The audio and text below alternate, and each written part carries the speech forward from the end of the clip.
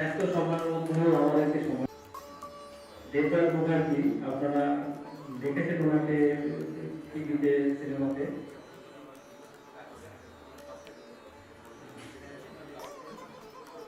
তো আমাদের মনসুন ইন্ডিয়ার ফাউন্ডার সমীর বাবু মুখার্জি, এটা অফিসিয়াল লঞ্চ বা উদ্বোধন হতে চলেছে। এই সংস্থা বিভিন্ন সমাজ কল্যাণমূলক কাজের সাথে যুক্ত এবং আগামী দিনে আপনাদের প্রত্যেকের সহায়তা আমরা আহ্বান করি। এই সংস্থার ফাউন্ডার মিস্টার সমীর ঘোষ মহাশয় এবং কো ফাউন্ডার অয়ন ঘোষ এবং আদার অ্যাসোসিয়েট। আবেদন রাখছি যেন আগামী দিনেও আপনারা আপনাদের সাহায্যের হাত এই মনসুন ইন্ডিয়ার দিকে বাড়িয়ে সমাজের বিভিন্ন কল্যাণমূলক কাজে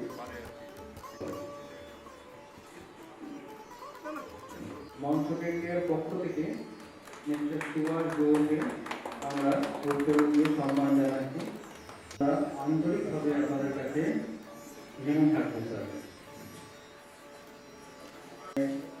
যোগদান করে যে করার জন্য আমি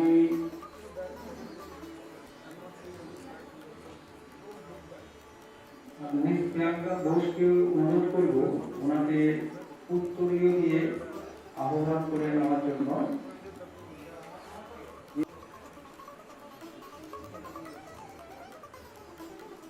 তাকে উত্তরীয় দিয়ে বড় করে নেওয়ার জন্য মনসুন ইন্ডিয়ার পক্ষ থেকে আগত প্রত্যেককে আমাদের অভিনন্দন এবং আগামী দিনে আপনাদের সহযোগিতা আমাদের আগামী পথ চলার জন্য।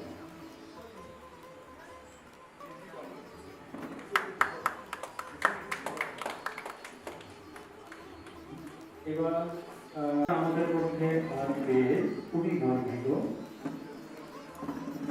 16টা কুড়ি আমরা আমরা বেশ কয়েকজন কারিগর দাঁড়িয়ে আছি, আর বাকি ডিটেলস আমাদের মহিলা বলছে। এটার সম্পর্কে একটু বলি। অ্যাটাক করা হয়েছিল গাড়িতে অ্যাম্বুশে। আমাদের অ্যাকশনগুলো যাদের জন্য আমরা শান্তিতে থাকতে পারি, আমি এখনো বিশ্বাস করতে পারছি আমি কার পাশে দাঁড়িয়ে আছি। Thank you so much.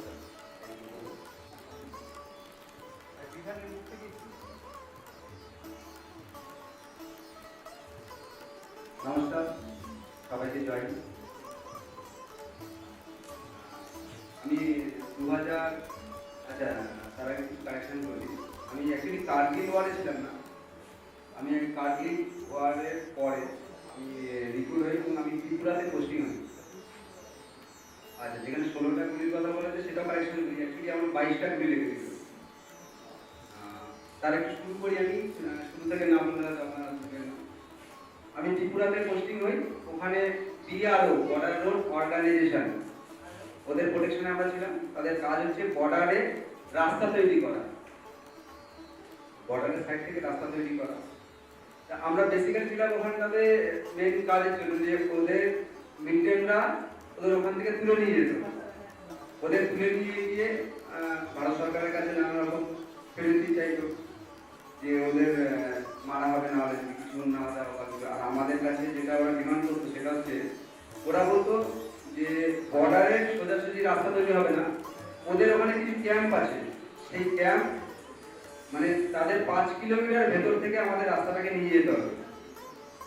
এটা কি ভারত সরকার শোনার মতো পরিস্থিতি থাকে কখনো যে ওদের ক্যাম্প আছে, একটা উগ্রবাদী সংস্থা তাদের ক্যাম্প আছে বলে আমাদের রাস্তা সরিয়ে নিয়ে যাবে ওখান থেকে? আমরা সেটা কখনোই মেনে নিইনি বা মেনে নেওয়ার মানে পরিস্থিতিতে কোনোদিন আসেনি, আসতে পারো না। আমাদের সঙ্গে কন্টিনিউ ওদের মাঝে মধ্যেই ঝামেলা হতো এবং ওরা কি করতো আমাদের উপর ফায়ারিং করে পাশেই বাংলাদেশ ওরা পালিয়ে যেত। আমরা পেছন দিকে যতটা পারতাম আমাদের ফায়ারিং হতো, আমাদের সঙ্গে মধ্যে ধাওয়া দিতাম। একদিন 2002 9 অক্টোবর আমাদের কাছে খবর আসে বিআরওর কোনো অফিসারকে ওরা তুলে নিয়ে যায়। আমরা সঙ্গে সঙ্গে রেডি হয়ে যাই। আমাদের রেডি সঙ্গে সঙ্গে মানে উইদিন মিনিটের মধ্যে। যারা ডিফেন্সে আছে তারা সবাই জানে কিভাবে আমাদের রেডিটা হয়ে যায়। আমরা ওই এলাকাতে সবসময়ের জন্যই আমাদের গান, যে আমাদের সঙ্গী ছিল, যে আমাদের সব কিছু, আমাদের বন্ধু, সেই হাতিয়ার আমাদের সবসময় লোড থাকতো, একদম ফুললি লোড থাকতো। শুধু টিকার কামানো ছাড়া ওখানে কোনো কাজ থাকতো না আলাদাভাবে। আমরা সেই হাতিয়ার নিয়ে সঙ্গে সঙ্গে গাড়িতে রওনা দেওয়ার চেষ্টা করি এবং আমাদের কিউআরটি যে যায় তাতে দুটো গাড়ি, বেসিক্যালি মিনিমাম দুটো গাড়ি আমাদের অ্যারেঞ্জ থাকে। সেদিকে একটা গাড়ি খারাপ ছিল, বাকি একটা গাড়িতে আমাদের কিউআরটি আমাদের রওনা দিই। আমরা 5 কিলোমিটার, আমাদের যে গন্তব্য যেখানে ছিল 5 কিলোমিটার যাওয়ার পরে আমাদের উপরে গাড়িতে উগ্রবাদীরা অ্যাম্বুশ করে। আমাদের উপরে রাস্তাটা কেমন ছিল একটু রাস্তাটা না বলে বুঝতে পারবেন না। বেসিক্যালি পাহাড়ি রাস্তা, ত্রিপুরার পাহাড়ি রাস্তা হচ্ছে মাটির, তো মাটির সাইড থেকে পাহাড়ের গা দিয়ে কেটে কেটে রাস্তাটা তৈরি হচ্ছিল। শুধু মাটির রাস্তা, মানে বৃষ্টি হলে মানে পরিস্থিতি প্রচন্ড খারাপ হয়ে যায় এবং একটা গাড়ি চললে গাড়িটা এতটাই স্পিড থাকে যে তার পাশ থেকে যদি কোনো মানুষ যেতে যায় সেই মানুষটা আগে পৌঁছে যাবে। কিন্তু আমাদের গাড়িতেই যেতে হতো, কারণ ওখানে কাদা থাকতো, নানা রকম পরিস্থিতির মধ্যে যেতে হতো। সেখান থেকে আমরা ওই 5 কিলোমিটার দূরে যখন যাই, গাড়িটা আমাদের ঠিক একটু চড়ায় ওঠার আগে গাড়িটা স্লো হয়ে যায়। ওই গাড়ির উপরে আমাদের উগ্রবাদীরা 3 দিক থেকে আমাদের ঘিরে, ওরা প্রথমে আমাদের গাড়ির উপরে দুটো গ্যারেট ব্লাস্ট করে, গ্যারেট ফেলে দেয় গাড়ির উপরে। গ্যারেট ফাটার সঙ্গে সঙ্গে ওরা ফায়ারিং শুরু করে। ফায়ারিং কাকে দিয়ে শুরু করে? আমাদের যে ড্রাইভার, আর ড্রাইভারের সঙ্গে যে আমাদের আরেকজন ফৌজির সাথে থাকে, কোচ ড্রাইভার হয়। তো ওই কোচ ড্রাইভারকে দুজনকে মানে ফায়ারিং করে ফার্স্ট শহীদ করার ব্যবস্থা করে দেওয়া হয়। শহীদ হওয়ার সঙ্গে সঙ্গে গাড়ি আর তারা এগিয়ে নিয়ে যেতে পারে না। আমরা মাঝখানে পড়ে যাই কোথায়? অ্যাম্বুশ পয়েন্টের মাঝখানে আমাদের গাড়ি আটকে যায়। মানে একদম ওদের মুখে, মানে মুখে মিষ্টি তুলে দেওয়ার মতো অবস্থা আমাদের। আমরা ওই মাঝখানে পড়ে গেলে আমাদের গাড়ি আর এগিয়ে যেতে পারে না। গাড়িটা একটু পেছনে এসে ডান দিকে খায়ের কাছে, সেখানে মাটি কেটে মানে ঢিপি করা আছে, সেখানে যে গাড়িটা আটকে যায়। পেছন দিকে ঝটকা লাগলে, আমি পেছন দিকে থাকি বেসিক্যালি, গাড়িতে যতক্ষণ ছিলাম মানে ওদের একটা সিগন্যাল যে গাড়িতে গ্যারেট ফেলার সঙ্গে সঙ্গে ফায়ারিংটা শুরু করতে হবে। গাড়িতে গ্যারেট ফেলার সঙ্গে সঙ্গে যখন ফায়ারিং শুরু করে, আমার ডান দিকটা পুরো মানে পা থেকে শুরু করে হাতের ওপর দেখতেই পাচ্ছেন, হাত নেই, মানে হাতের আগেও কি ছিল ঝালটা হয়ে গেছে। এখন দেখতে পাবেন হয়তো এইসব জায়গাগুলো আমার পুরো প্লেটে ঝালটা হয়ে যায়। এই পাশ থেকে চারিদিকে এই পা এখানে থায়ে, মানে থায়ের মধ্যে এখন মাংস নেই, মাংস যেটুকু আছে সেই মানে চর্বি যেমন ভাবে ঝোলে সেরকম ভাবে ঝুলছে ডান পায়ের মাংস। তো ফায়ারিং করার আসলে আমি গাড়ির থেকে পেছন দিকে নিচে পড়ে যাই এবং আমাদের আরো যে সাথীরা ছিল, টোটাল আমরা 12 জন ছিলাম। প্রথমেই আমরা 2 জনকে হারিয়েছি। বাকি যারা ছিল ওই গ্যারেট ব্লাস্ট হওয়ার সময় যে ফায়ারিং করা শুরু করে, সেখানে আমরা কিছু সাথীকে হারিয়েছি। আর বাকি যারা 5 জন মতো আমরা ছিলাম, তার মধ্যে আমি আর একজন আমরা গাড়ি ঝটকাতে পেছন দিকে পড়ে যাই, কারণ আমাদের আর সেই শক্তিটা ছিল না যে আমরা নেমে পজিশন নেবো বলে। দেখুন সিনেমা, এটা আপনারা সবাই জানেন, সিনেমা আর রিয়েল লাইফ একদম আলাদা। তো সিনেমাতে ওই পুলিশ জায়গায় ভেঙে চলে গেছে, আবার দেখবেন সেই জয় মাতা কি বলে আবার হয়তো উঠে লাফিয়েছে, গান নিয়ে দৌড়াচ্ছে। সেটা সম্ভব না। আমাদের শরীরে নার্ভ আছে, হাড় আছে, তো সেগুলো ভেঙে গেলে বা ছিঁড়ে গেলে সেগুলো পড়া যায়। তো সেরকম আমি পড়েছিলাম একটা সাইডে, তো বাঁ হাতটা আর আমার বাঁ পা তখনো পর্যন্ত ঠিক ছিল এবং মাথাও ঠিকঠাক কাজ করছিল। মানে কিছুক্ষণের জন্য হয়তো মাথাটা অফ হয়ে গেছিল, কি হলো ব্যাপারটা, মানে গ্যারেট বাস্ট সঙ্গে সঙ্গে ফায়ার চারিদিক দিক থেকে, মানে কিছু বোঝা ওঠার আগে ব্যাপারটা কি হলো, এটা বুঝতে পেরেছি যে আমাদের হয়ে গেছে। আর কিছুক্ষণের সময় হয়ে গেছে, ও যা হয়েছে, যতক্ষণ বেঁচে আছে আগে বাবা নিজের কাজটা তো আগে করি, তারপর দেখা যাবে। সঙ্গে সঙ্গে হাতিয়ার আমাদের লোড করা থাকে। বাঁ হাত থেকে নিয়ে বাঁ হাত আমাদের যে হাতের বেল্ট থাকে, বেল্টের মধ্যে ঢুকিয়ে দিয়ে ফায়ার করা শুরু করে দিলাম। কোথায় ফায়ার করছি, কি করছি সে পরের কথা, জানি যেদিক থেকে এসছে বাবা সেদিক থেকে শুরু করে। তো আমরা ওরকম 3-4 জন মিলে ফায়ার ধারা শুরু করে দিলাম। উগ্রবাদীরা হাত করে ঘাপে গেল। ব্যাপারটা আমাদের সাকসেস অ্যাটাকের মধ্যে ফায়ার আসছে কোথা থেকে? ওরা একটু স্টপ হয়ে গেল। স্টপ হওয়ার সঙ্গে সঙ্গে আমরা তখন বুঝে গেলাম যে উগ্রবাদী কোথায়, একদম পাশে আমাদের লাস্ট ওয়ালের আগে উগ্রবাদীরা এরকম দাঁড়িয়ে আছে।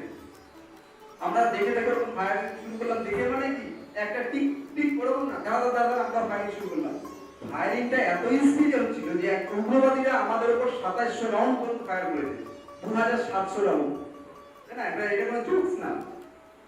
তো আমরাও সেটা ফায়ার করতে করতে ওরা কি করলো, আরো ভয়ানক ভাবে ফায়ার করা শুরু করে দিল, যেখানে আমাদের আরো বাকি যারা 2-3 জন ফায়ার করছিল তাদের ফায়ারটা স্টপ হয়ে গেল। স্টপ হওয়ার সঙ্গে সঙ্গে বুঝলাম যে তাদেরও আর সেই পরিস্থিতিটা নেই, তারাও মানে আমাকে ছেড়ে হয়তো চলে গেছে। আমি তখন গ্রাউন্ডে একা, আমি তখন কি করছি, ফায়ার কন্টিনিউ ফায়ার করে আছি। করতে করতে আমার বা হাতে প্রথমে আমার মাথায় হেলমেট পটকা যেটা বলি আমরা, পটকাতে গুলি লাগলো। সে পটকার কোন বেল্ট থাকে, বেল্টটা ছিঁড়ে বেরিয়ে গেল। মানে ছিঁড়ে যাওয়ার সময় মুহূর্তের মধ্যে আরেকটা গুলি আমার মাথার এখান থেকে ছুঁয়ে গেল। তো তখন ফিল হলো যে মনে হয় গেলাম, আর কিছু করার নেই। তুই দেখলাম না, দেখতে পাচ্ছি কিন্তু একটা মানে অন্যরকম ফিল হচ্ছে। সঙ্গে সঙ্গে বাঁ হাতের কনুইতে এখানে একটু কাঁধের পেছন দিকটা গুলি লাগলো, হাতটা অটোমেটিক্যালি পড়ে গেল। এটা মানে পড়ে গেল, গুলি লাগলো, নার্ভ ছিঁড়ে গেল, এটা হাত এখন চলছে সব ঠিক আছে, কিন্তু ওই মুহূর্তে যে নার্ভটা ছিঁড়ে গেছে, তারপর আমি আর কিছু করতে পারিনি। আগে বলেছি এটা কোনো সিনেমা না যে ছিঁড়ে গেছে একটা লাঠি লাগিয়ে এখানে আবাতে ফায়ার করা শুরু করবে, সেরকম কোনো ব্যাপার না। অলরেডি আমাদের 11 জন বন্ধু তখন শহীদ, এবং বাকি 2 জন, তার মধ্যে 2 জন শুধু মুখ থেকে একটা বাজে আওয়াজ বের করছিল। আওয়াজ মানে আপনাদের বলে বোঝাতে পারবো না, জাস্ট এইভাবে একটা আওয়াজ তাদের মুখ থেকে বেরোচ্ছিল। আর বাকিরা মানে হালকা নাড়াচাড়া করছিল, কিন্তু কোনো সেন্স ছিল না তাদের মধ্যে। আর আমার মধ্যে সব সেন্স ছিল, কিন্তু আমার ফায়ার করার ক্ষমতা ছিল না। উগ্রবাদীরা আমাদের ফায়ারিং দেখে তারা সব এক করে নিচে নেমে চলে আসে, এবং প্রত্যেক উগ্রবাদী আমাদের যে সাথীরা ছিল তাদের উপর AK-47 একদম দেখে ধার করে ফায়ার করে যাচ্ছে। একজন উগ্রবাদী আর তার মধ্যে একজন উগ্রবাদী আমার কাছে এসে আমার এক হাতিয়ারটাকে ধরে টানার চেষ্টা করেছে। টানতে আমার ডান হাতে সজোরে বুট দিয়ে লাথি মারছে আর হাতিয়ারটাকে টানার চেষ্টা করছে। তা আমি জাস্ট ওর দিকে এরকম তাকিয়ে থেকে ও আমি ওর দিকে তাকিয়ে আছি, ও আমাকে এসে দেখছে আর লাথি মারছে, আর হাতিয়ারটা ঠিক আমার মানে কপালে ঠিক ওপরে। তা আমি ভাবছি এমনি আমি তার আগে আমার অলরেডি মাথায় গুলি লেগে আছে, আমি জানি একটু পরেই আমি মরে যাবো, একটু পরেই আমি যাবো, কিন্তু যাওয়ার আগে আমাকে জ্বালিয়ে যাবো। কিছুতে হাতে পারিনি, মুখে দিই ঝগড়া করে না কিছু ঝগড়ার মতো। তো আমি তাকে একটা বাজে ভাষা গালালি, সেটা কোথাও আমি বলিনি, বলার আমার ঠিক না, ওই জায়গাটা নতুন জায়গা ছিল। ও আমার যখন হাতে টানছে আমি একটা গালাগালি দিয়ে বলেছি যে ভারত মাতা কি জয়। ও যখনই ভারত মাতা কি জয় বলেছে, ও আমাকে সজোরে যখন গায়ে ধরছিল লাথি মেরে ফেলে দিয়ে ওর হাতিয়ার ছেড়ে দিয়ে আমার হাতিয়ার, ও আমাকে ফায়ার করা শুরু করবে। ততক্ষণে আমি অলরেডি একটি যে মরা বাঁশ গাছের গায়ে আটকেছিলাম, সেই মরা বাঁশ গাছটা মানে ছাড়িয়ে আমি ওই 150 ফুট খায়ের নিচে গড়ি যেতে শুরু করি। ও তখন ওই উগ্রবাদী আমাকে কন্টিনিউ ফায়ার করতে শুরু করে দেয় পিছনে। কিন্তু এর উপরওয়ালার আশীর্বাদ গুলো যাই বলুন যে একটা ফায়ার আমার আর যেখানে ফাঁকা ছিল, আমার বডিতে বুলেটপ্রুফ ছিল বলে বডিটা আমার একদম পুরো ফ্রেশ আছে, কিন্তু এই ফেসটুকু ফাঁকা ছিল, সেটা উপরওয়ালার আশীর্বাদে খারাপ হয়নি। খারাপ হলে তো থাকতাম মনে হয় এখানে, মাথাটা উপর থেকে গেছে, বাঁচিয়ে রাখার ইচ্ছে ছিল মানে আমাদের উপরওয়ালা, তাই হয়তো আমাকে বাঁচিয়ে রেখেছিল। ওই ফায়ার কন্টিনিউ করছে, কিন্তু আমার বডিতে কিন্তু তারপরে আর একটা বুলেটপ্রুফের মধ্যে ছাড়া একটা ফায়ার লাগেনি। অলরেডি ততক্ষণে নিচে পড়েছি তাদের ফায়ারিং রেঞ্জের বাইরে। উগ্রবাদীরা আমাদের যে ট্রুপস আছে ব্যাকে, ট্রুপসের খবর যায়, তারা ট্রুপস পেছন থেকে কিউআরটি যা আসতে থাকে, এবং উগ্রবাদীরা ওখান থেকেই পালিয়ে যায়। আমার তখন দেখি 2 জন সাথী আওয়াজ করছে, মুখ থেকে একটা আওয়াজ করছে, তার মধ্যে আমার খুব ক্লোজ একজন ছিল, একদম খুব ক্লোজ। তো সে আওয়াজ করছে, তাকে আমি নিচের থেকে তার সান্ত্বনা দিচ্ছি। এটাই সান্ত্বনা দিচ্ছিলাম যে আমরা সবাই কেউ থাকবো না, আমরা সবাই চলে যাবো। হ্যাঁ, শুধু একটু বলছিলাম চিন্তা করলে সব ঠিক হয়ে যাবে, আমাদের পার্টি আসছে। কিন্তু সে আমার কথা শোনার মতো পরিস্থিতিতে ছিল না। অনেকবার তাকে সাড়া দেওয়ার চেষ্টা করেছি, আরেকজন সাথী ছিল তাকে বলার চেষ্টা করেছি, তো তো আমাদের যখন টিম এসছে এসে জিজ্ঞাসা করছে আর কে কোথায় আছে, কে কোথায়, বুঝতে পারছি না যে কে বেঁচে আছে কিনা আছে। আমি নিচে দিয়ে সারা দিয়ে বললাম স্যার আমাদের দুজন সাথী আগে ওপরে আছে ধরে, তো তাদের একটুখানি স্যার আগে তুলে নিয়ে যাওয়ার ব্যবস্থা করুন। তো যারা এসছে আমার, সে তো আর আমার চোখ দিয়ে দেখছে না, সে তার চোখ দিয়ে দেখছে, সে বুঝতেই পেরেছে কার কি হয়েছে। তো আমার নিচে ওখানে গড়িয়ে গড়িয়ে নেমে এসছে, নেমে এসে আমাকে তুলে বলছে কোনো চিন্তার কোনো কারণ নেই, সব ঠিক হয়ে যাবে। আমি ঠিক আছে স্যার, আগে ওদের ব্যবস্থা করুন। আস্তে আস্তে সব আমাদের তুলে নিয়ে যে আমাদের যে হসপিটাল আছে সেখানে পাঠানোর ব্যবস্থা করলো। তো তারপরে তো দেখছেন যে আপনাদের সামনে আবার এসে দাঁড়িয়েছি। এখন আমার একটু আফসোস হয় না যে আমার হাত নেই, কারণ আমি আপনাদের দেখি আর ভাবি বা আপনাদের কাছে এসে ভাবি যে আমাকে ডেকেছেন মানে আপনিও আমার একটা হাত, তাই না? আপনিও আমার একটা হাত। আচ্ছা, আমার সঙ্গে শুধু জাস্ট তিনটে কথা বলবেন। ভারত মাতা কি জয়, ভারত মাতা কি জয়, ভারত মাতা কি জয়। যে সমাজ সেবায় যুক্ত হয়েছে সমাজকে আমরা আহ্বান করবো ওনাকে আহ্বান করে নেওয়ার জন্য।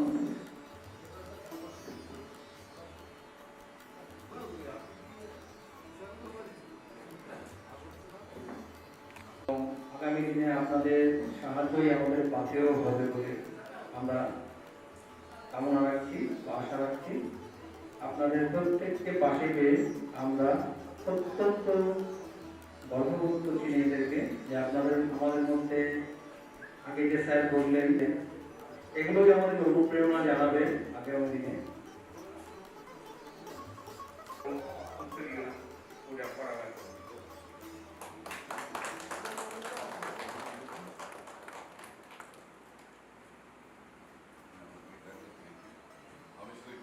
পনেরোই আগস্টের বিশেষ শুভেচ্ছা। আমার সঙ্গে মন্থনের নিয়ে কমলার ডিরেক্টর সমীর ভূষণের কথা হয়েছিল, দীর্ঘক্ষণ কথা হয়েছে এবং ওনার এই ইনিশিয়েটিভকে আমি খুব সাধুবাদ জানাই, খুব ভালো লেগেছে। আমি প্রথমে ভেবেছিলাম ঠিক আছে আমি ছেড়ে দিই, আমার একটা পুজোর মিটিং আমার সরকারের তরফে আছে, ধরো অফ দিয়ে আমি এবং আপনাদের সবাইকে আমার নমস্কার, শুভেচ্ছা, বিশেষত মন্থনের চাই। খুব ভালো থেকে থ্যাংক ইউ।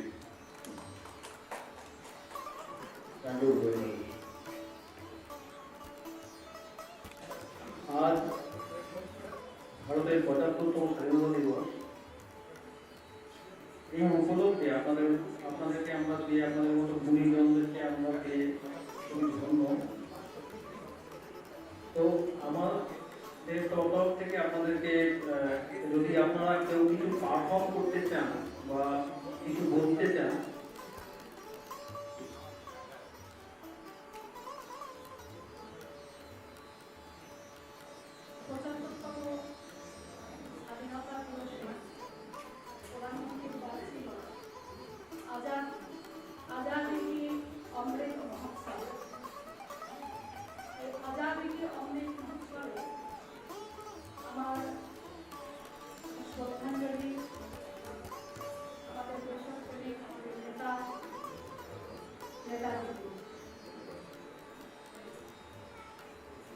নেতাজিকে লেখা একটা চিঠি,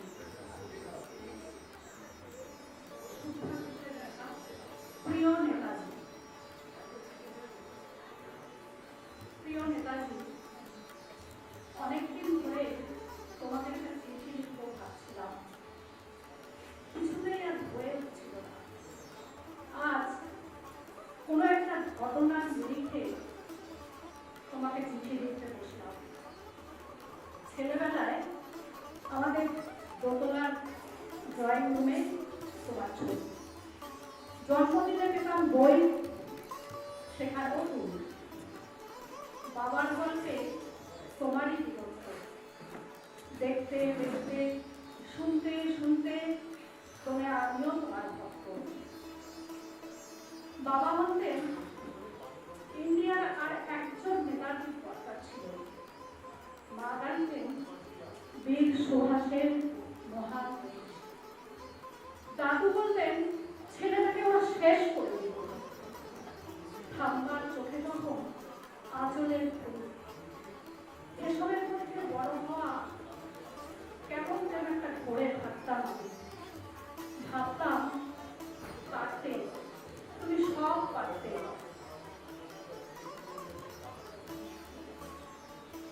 যদি আর একবার তোমাকে আমাদের মধ্যে পেতাম।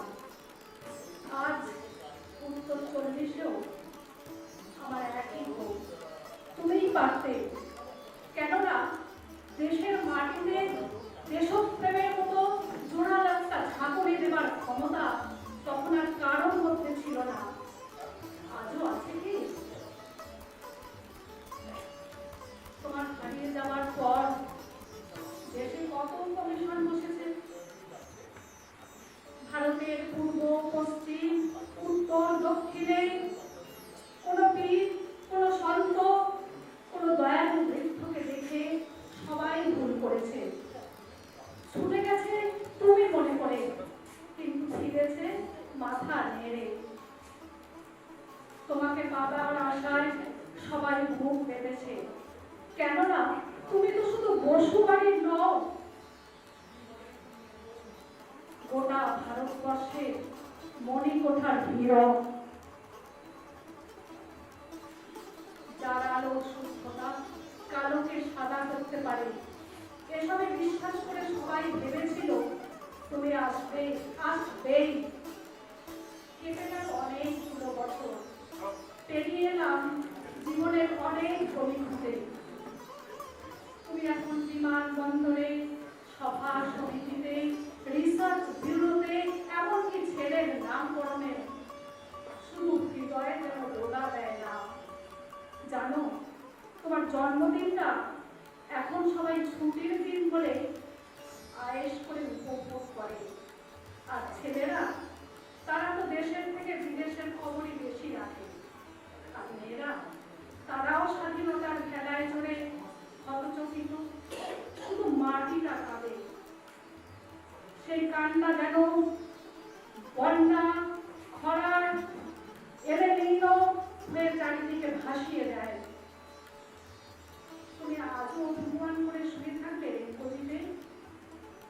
আর যখন ঘাড়ের উপর AK-47 নিঃশ্বাস, রক্তের ভরি খেলা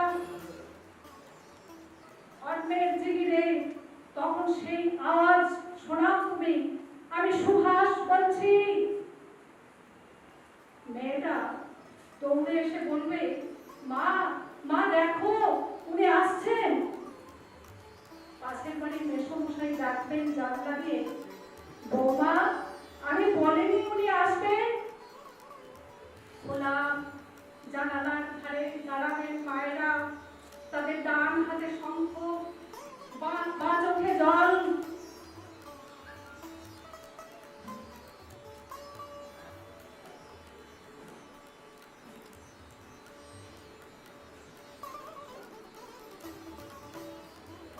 খোলা জানালার ধারে দাঁড়াবেন মেয়েরা, তাদের ডান হাতে শঙ্খ, বা চোখে জল।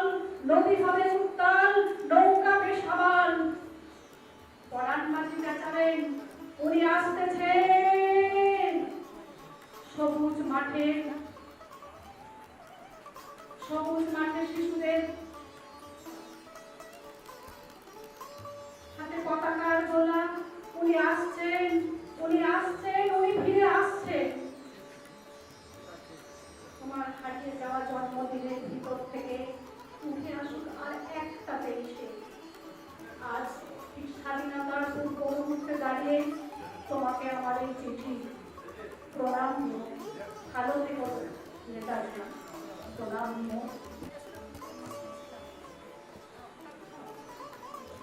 এই বোধ যদি আমাদের প্রত্যেক যুবর মধ্যে কিছু নাড়া দেয়, তাহলে হয়তো আগামী দিনে সমাজটা আরেকটু এগিয়ে যেতে পারবে। এই ধরনের লেখা বা এই ধরনের লেখাকে ম্যাডাম যেভাবে উপস্থাপিত করলেন, তার জনপ্রিয়তা যদি বৃদ্ধি পায় যুবদের মধ্যে, বা এই কোনো মেসেজ যদি ঠিকভাবেও গিয়ে পৌঁছায়, তবুও বোধহয় আমরা আগামী দিনে এক ভালো সমাজ কল্পনা করতে পারবো বা দেখতে পাবো। সময় ম্যানেজ করতে পারেননি বা বা বার করতে পারেননি, তাই ওনার রিপ্রেজেন্টেশনের জন্য বর্ণালী মুখার্জি মহাশয়াকে আমাদের মধ্যে উনি পাঠিয়েছেন, এবং যার জন্যে আমরা ম্যাডামকে আন্তরিকভাবে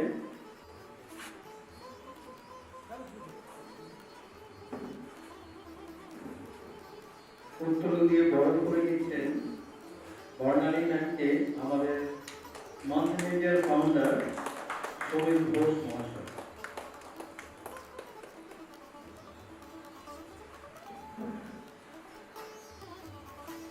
আমাদের মনোবল অনেকটাই বৃদ্ধি করেছেন এবং আগামী দিনে আপনাদের পাশে পাবো আমরা এগিয়ে যেতে, এই আশাই রাখছি। এখন মন্থন ইন্ডিয়ার কো ফাউন্ডার অয়ন ঘোষ মহাশয়কে আমি আহ্বান করব, উনি যেন ওনার একটি সংক্ষেপিত বক্তব্য আমাদের মধ্যে উপস্থাপন করেন। Ladies and gentlemen present here. Basically, my name is Oyon Ghosh and I am co-founder of Manthan India. So basically, you must be having a question, what is Manthan India and why we actually present here? Basically, our motto is to set up an organization which is to bring changes in a human's humanity. We don't want to change a human. We basically want to change the humanity in them. Like now you may ask why. Basically, the answer of this question, we know that every single person born has some special talent. Like they are doing something or other. But in recent studies, we have found that maximum numbers of people starting from child to adult, they all are getting addicted to drugs, like they are smoking, consumption of alcohol and all, like by which they are losing their inner faith or like inner strength. They are not able to recognize themselves, for which they are actually not recognizing themselves, and which is making a huge loss for the country. Similarly, we all know, like today we never see a kid playing outside. Like when we were kids, we used to fight with our parents to go outside and play. Like we used to get beaten for that, or like we used to like play everywhere and like enjoy the situation. And every time we go outside and play, we used to do physical activities for which our strength also increases and it stays still. But nowadays kids, they always stick to the mobile phone, like for which they don't go outside and play, or like they are from eating to like sleeping, they always think of like sticking to mobile phones only. Like do you know how we can control everything and get to how to control our mind that is getting deviated day by day? Basically, to control our mind, the main thing that we should do is meditation. Like in the morning, if we get up and start doing meditation for at least 30 minutes, for that reason, we'll get enough strength for the rest of the day. Similarly, if we do physical activities like for running, we can also get the more energy or for the entire life of the day. Like I am not saying start it to run 42 kilometers a day, which is like quite difficult but not impossible. But if we start one day, we will someday or other able to complete it. So ladies and gentlemen, please come forward and start living a healthy life. Let's take the initiative of encouraging others to. Let's take the pledge of making India a greater India. Jai Hind. Thank you.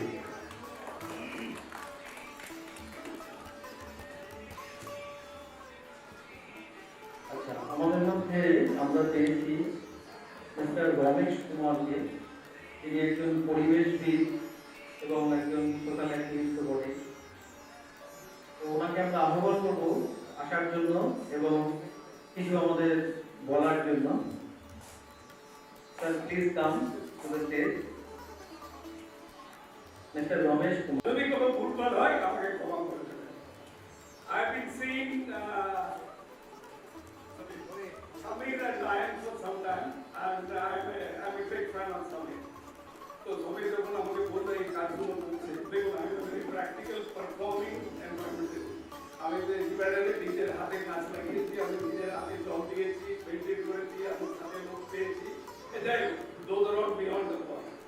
আজকের যে অনুষ্ঠানটা তারা করছে তাতে আজকের biggest problem হচ্ছে একটা মানুষ আর একটা মানুষের সাথে দাঁড়ায় না। This is the biggest problem, যে আজকে আমরা প্রত্যেকে দেখছি আর তাই হচ্ছে। আমরা এত সেলফ সেন্টার্ড হয়ে গেছি যে ওয়ান শোল্ডার। আমি এখন মনে আছে আমার ফার্স্ট চাকরিতে আমার বস সবসময় আমাকে বলতেন যে this shoulder is always for you Ramesh. তখন বুঝতাম না, বয়স যত হচ্ছে আমি বুঝতে পারছি। আমি বেশিক্ষণ সময় নেব না, জাস্ট 2 দিন আগে আমার কাছে একটা ক্লিপিং এলো, জাস্ট ওই ক্লিপিংটা আমি বলছি, a lot of lesson to take out of that clipping. আজকে যারা মন্ত্রণালয় এটা করছে, the biggest idea is আমরা আছি, আমরা সবার জন্য আছি। গল্পটা এরকম যাচ্ছে যে সান ফ্রান্সিসকোতে একটা ব্রিজ আছে, একটা ব্রিজ থেকে রেগুলার লোকেরা সুইসাইড করতো। So that is the forensic psychologist, তার কাজ হচ্ছে ইনভেস্টিগেট করা। ও যে লোকে মরে যাচ্ছে আর কি ইনভেস্টিগেট করতো, তারা কি করতো, তারা they used to look back যে before this person committed the suicide সে কি কি করছিল, তার কি কি করতে করতে যেমন ডাক্তাররা বলে আমার বাবা একদম যে আমরা মেকানিক্যাল ব্যাপারটা হয়েছে। তো আমি এক্স্যাক্টলি মেকানিক্যালি হতো somebody commit suicide, আমি যাচ্ছি ট্রিটমেন্ট করছি দেখছি। তো একটা কেস কিন্তু it does me a lot। বলে হঠাৎ একটা খবর হলো somebody has expired, jump from the bridge। আমরা গেলাম, ইনভেস্টিগেট করলাম, পকেট থেকে অ্যাড্রেস পেলাম, তার বাড়ি গেলাম, তার বাড়িতে গিয়ে দেখলাম প্রেসারের উপরে একটা নোট আছে, সেটাও আমরা অনেকবার দেখি। বলতে কিন্তু আমি নোটটা যখন তুলে পড়লো, পুরো রিয়েলি শুট বলতে ব্যাপারটা খুব সিম্পল। ওটাতে ও লিখেছে যে I am going towards the bridge. এর মধ্যে যদি কোনো একটা মানুষ আমাকে বলে how are you, I will get back. Okay, so that is exactly what we are all doing. বলতে দেখো, you may be one person in the world, but you may be a person, the whole world for that one person. আমার মনে হয় আমরা এই ছোট ছোট জিনিসগুলো আমাদের লাইফে, এই যে হিউম্যান রিলেশনগুলো আমাদের we must, and Bengal has been I am very proud to say that I belong to this place because আমাদের মনে হয় এই যে আন্তরিকতা আমাদের কিন্তু, I am not saying other states are bad, even my state Kerala is good, but আমার সমগ্র মনে হয় আমরা we have outscored most of the people from the other states. So with all the best wishes to Manthan, Samir, I am not asking for whatever you want beyond my employment activity.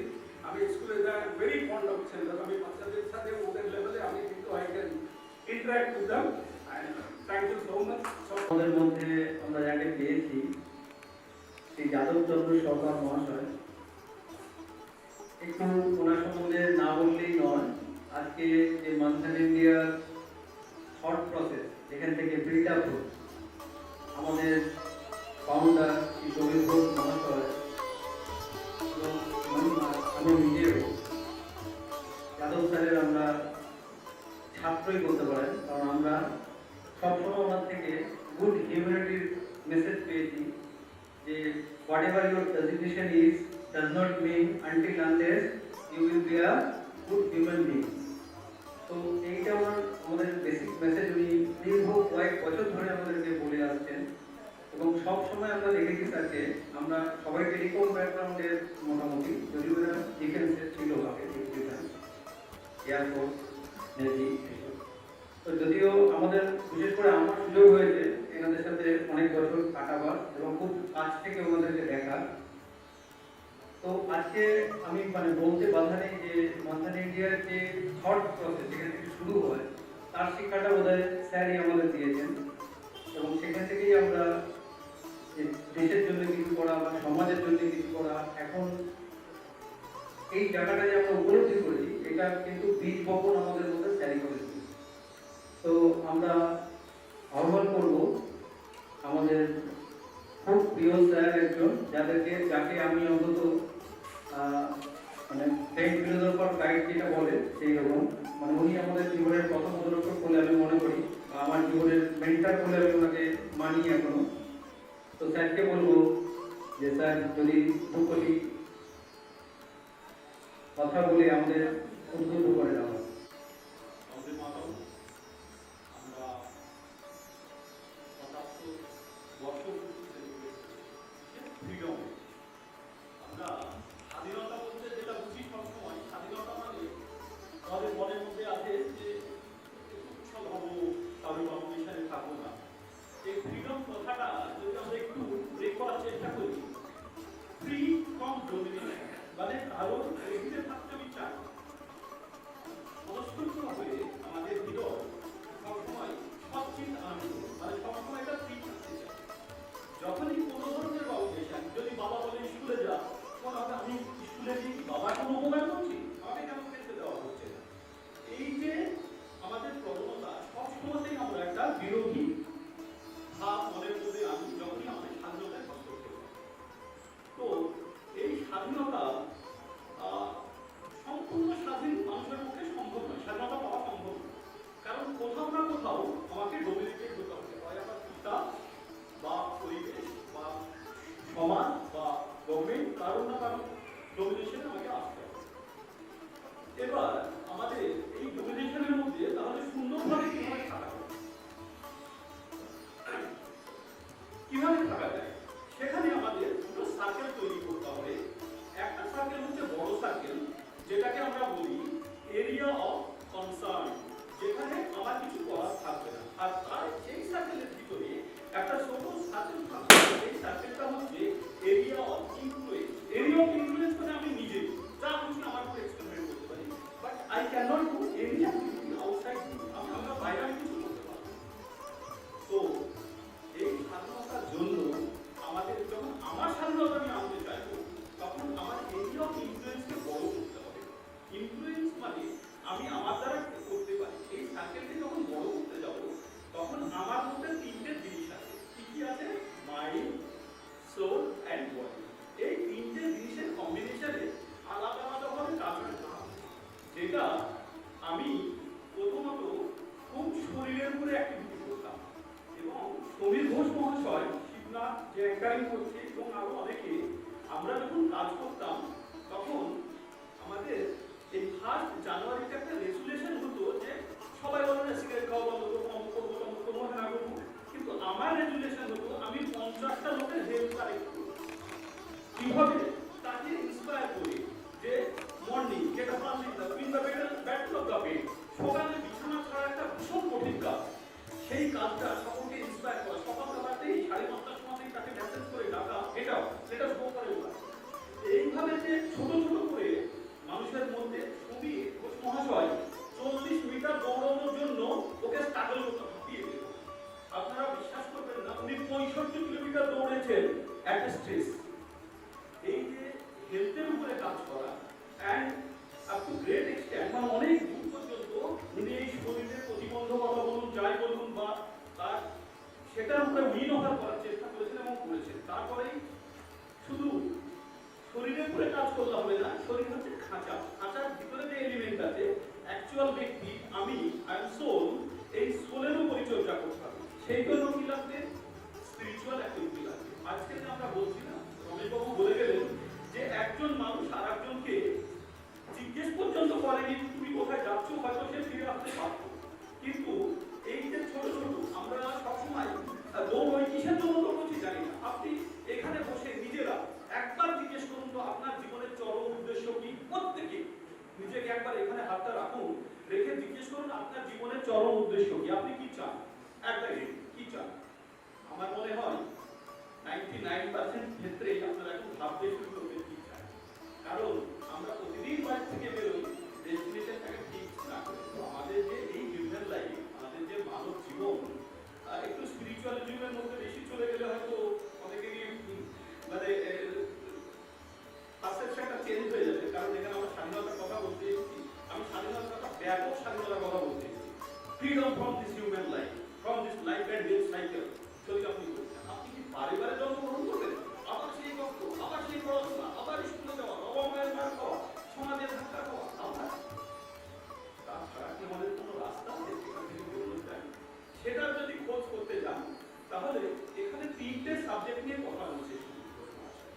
হচ্ছে health, যেটা শরীর, আর একটা বলছে mind, মনটাকে উন্নত করতে গেলে বই, সঙ্গ, যেটা আমরা সাধারণত আজকের দিনে সঙ্গ আমরা প্রায় নিঃসঙ্গ করে ফেলেছি, নিজেদেরকে মোবাইলের সঙ্গে যুক্ত হতে। আর যেটা হচ্ছে শরীর, এটা তো পরিচর্যা করি না, আমরা সুন্দর খাঁচা বানিয়ে রেখেছি, রং টং করছি খাঁচাতে, পাখিকে খাবার দিচ্ছি না। আমরা চলবে সুন্দর জাগুয়ার গাড়ি, প্রচুর তেল ধরেছি গাড়িতে, ড্রাইভারের পেটে খাবার দিচ্ছি, চলবে? চলবে না। তাহলে কি করতে হবে? আমাদেরকে সমভাবে নিয়ে চলতে হবে। মানে একটা লেভেল পর্যন্ত প্রয়োজন। আপনি যারা সাঁতার জানেন, যার হাইট 6 ফিট 2 ইঞ্চি হলে সাঁতার কাটতে হবে, 6000 ফিট হলেও সাঁতার কাটতে হবে। কিন্তু তখন এই 6 ফিট 2 ইঞ্চি আর 6000 ফিটের মধ্যে বাকি শুধু নম্বরের, শুধু নম্বরের। তাই আমরা বলি আমাদেরকে যতখানি সম্ভব ধীরে ধীরে আমাদের ডিজায়ার গুলো, আমি বলছি না নেগেটিভ কিছু কথা যে আমার ইচ্ছা থাকবে না, সব ভালো, কিন্তু যখনই আমি আমার অ্যাক্টিভিটিকে রেজাল্টের সঙ্গে ইন্টিগ্রেট করব, তখনই আমার ডিসস্যাটিসফ্যাকশন চলে আসবে। আমার একটা খুব কষ্টের জায়গা আছে, কষ্টের জায়গা মানে গত 9 মাস আগে আমার একটা খুব নিয়ার অ্যান্ড ডিয়ারের ডেথ হয়ে গেছে। ছেলেটা 28 ইয়ার্স ওল্ড, তার বাবা West Bengal retired police officer, মা স্কুলের অ্যাসিস্ট্যান্ট, অনলি সন, আর he was class 1 officer, 20 years old, 8 years old, এক বছর চাকরি হয়নি, committed suicide।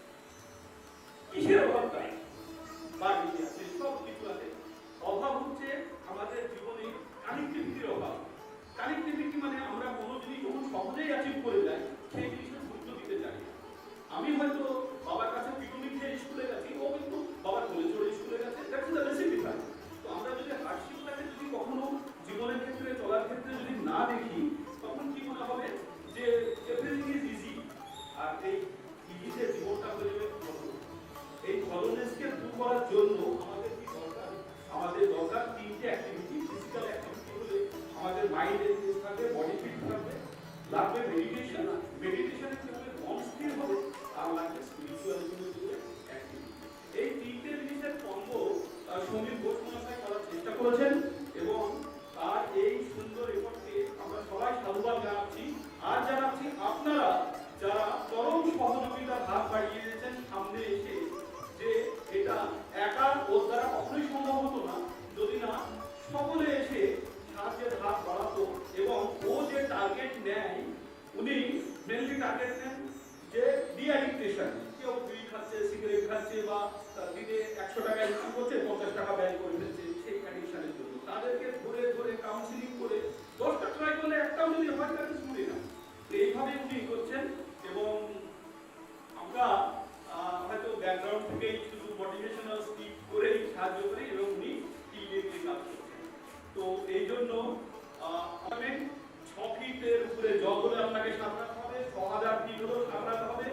ওটা একটা বেসিক রিকোয়ারমেন্ট। আমাদের জীবনের উদ্দেশ্য জানতে হবে, মহৎ উদ্দেশ্য কি, আমরা কেন কুকুর, বিড়াল, শিয়াল নয়, হিউম্যান বিং কেন, আমাদের বেসিক ডিফারেন্স জানতে হবে, এবং আমাদের জীবনের প্রধান উদ্দেশ্য জানতে হবে যে আমরা এই জন্ম মৃত্যুর চক্র থেকে মুক্ত হওয়ার জন্য আমরা মানব হিসেবে জন্মগ্রহণ করেছি। We are very close to the gate of a jail, and small effort will make us to escape from this jail. এবার আমাদের চয়েস, আমরা সত্যি সেটা করতে চাই কিনা। এটা একদিনে হবে না, আস্তে আস্তে হবে। সবার এই মনের মধ্যে ছোট যাতে বীজ বপন হয়, তার একটা ছোট্ট প্রচেষ্টা। আর বাকি আরো বক্তা আছেন, আমি রেগুলার শিক্ষা করি, আমি বন্ধুদের মধ্যেই কথা বলি, এই বলে আমার বক্তব্য শেষ করছি। ধন্যবাদ। অসংখ্য ধন্যবাদ তাকে স্পিরিচুয়ালিটি বা আধ্যাত্মবাদের উপর একটা দিক আমাদেরকে উনি দেখালেন। এবং আমার মনে হয় আমরা যদি ধীরে ধীরে এই রাস্তা দিয়ে এগিয়ে যাই, এক সময় পরম মুক্তি হয়তো আমাদেরও মিলতে পারে।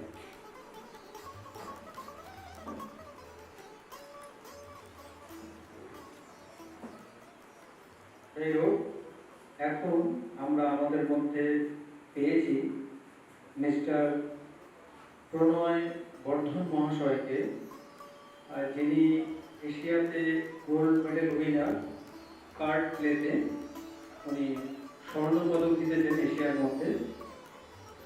প্রণয় বর্ধন মহাশয়, আমি আমাদের মন্থন ইন্ডিয়ার ফাউন্ডার সমীর ঘোষ মহাশয়কে বলবো উত্তরীয় গিয়ে প্রণয় বর্ধন মহাশয়কে আহ্বান জানাবার জন্য। সমীর ঘোষ মহাশয়।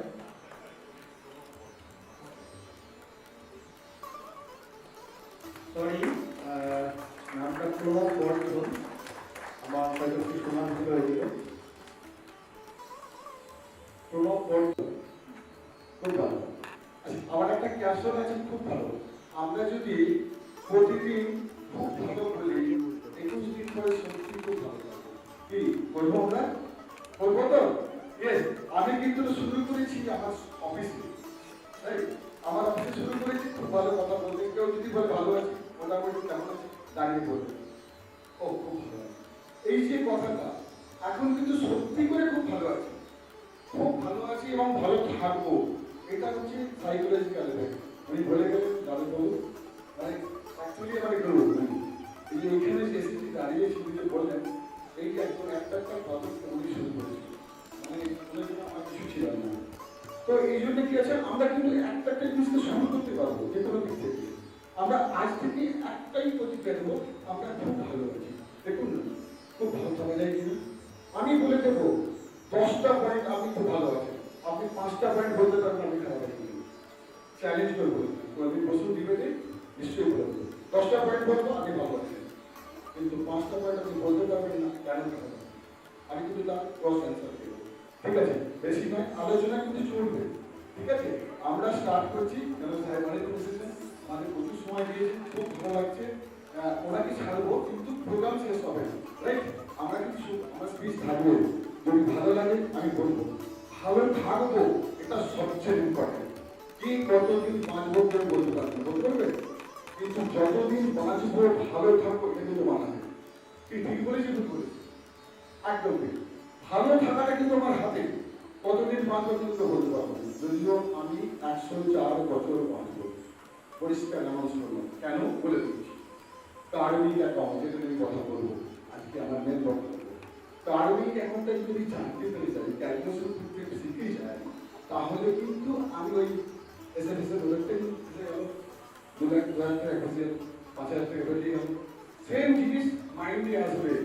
কার্মিক অ্যাকাউন্টে যদি করে ফেলতে পারো, বুঝিয়ে দেবো কিরকম করে কার্মিক অ্যাকাউন্ট ক্যালকুলেশন করতে হবে। সেই জন্যই খুব ভালো থাকা যায়। আর 104 বছর বললাম, আমার কথা নয়, আমার কার্মিক অ্যাকাউন্ট করেছি। আমি যদি এই যে কথা করছি, যে কাজ করছি, এটা যদি ভালোভাবে করে যাই, আমার কার্মিক অ্যাকাউন্টে গ্লাস হতে যাবে। 104 থেকে 3 2 1 করতে করতে ভালো থেকে আমি কিন্তু বলবো না, ক্লিয়ার কাট আমি স্বেচ্ছা মৃত্যু নেব, এটা আমার আমি ঠিক করে পেয়েছি। আমি সেই দিন সহ আমি কিন্তু কি বলবো। আচ্ছা, আপনি একটা কথা বলছি, আপনারা জানেন শেষ কি জিনিস? মৃত্যু কি জানেন আপনি? কোনদিন দেখেছেন মৃত্যু? দেখেননি? আমি রোজ দেখি, আপনারা রোজ দেখেন। আপনি যদি ঘুমান না তখন কিন্তু মরে যান। আপনারা বুঝতে পারছেন না, আমরা ঘুমার পর যা করতে যাই না, ঠিক কিনা? কোনোদিন ভেবেছিলেন কি? ওই জন্য মৃত্যু কিন্তু জানি না, কিন্তু মৃত্যুর পর কোথায় যাবো কেউ জানি? আমি জানি, আমি পরমাত্মার সঙ্গে বিলীন হয়ে যাবো। This is the only point. Yes, I have decided. আর এটা অলরেডি ডিসাইডেড। এটা কিভাবে হচ্ছে, কার্মিক অ্যাকাউন্ট কিভাবে ক্যালকুলেশন হচ্ছে, কিভাবে আমি এত কথা কনফিডেন্স করে বলছি, that is very much important. এটা কিন্তু এখানে যারা আছে সকলকে বলবো, চেষ্টা করুন। আমরা কিন্তু রিপ্রেজেন্টেটিভ অফ গড, ভগবানের রিপ্রেজেন্টেটিভ, মেবি আমরা গড, যেকে ভগবান ভাবুন, আপনি আমাকে বলুন কি ডিফারেন্স আছে গড আপনার মধ্যে? বলতে পারবেন? পারবেন না। বেশি কথা নয়, আলোচনা করবে, দয়া করে যাবেন না। স্যারকে ছাড়তে হবে কেন, উনি অনেক কিছু দিতে পারছেন, ঠিক আছে? তো ওনাকে আমরা লাঞ্চ করবো, লাঞ্চে কিন্তু আমরা ডিসকাশন চালিয়ে যাবো, খুব ভালো লাগবে কিন্তু, ঠিক আছে?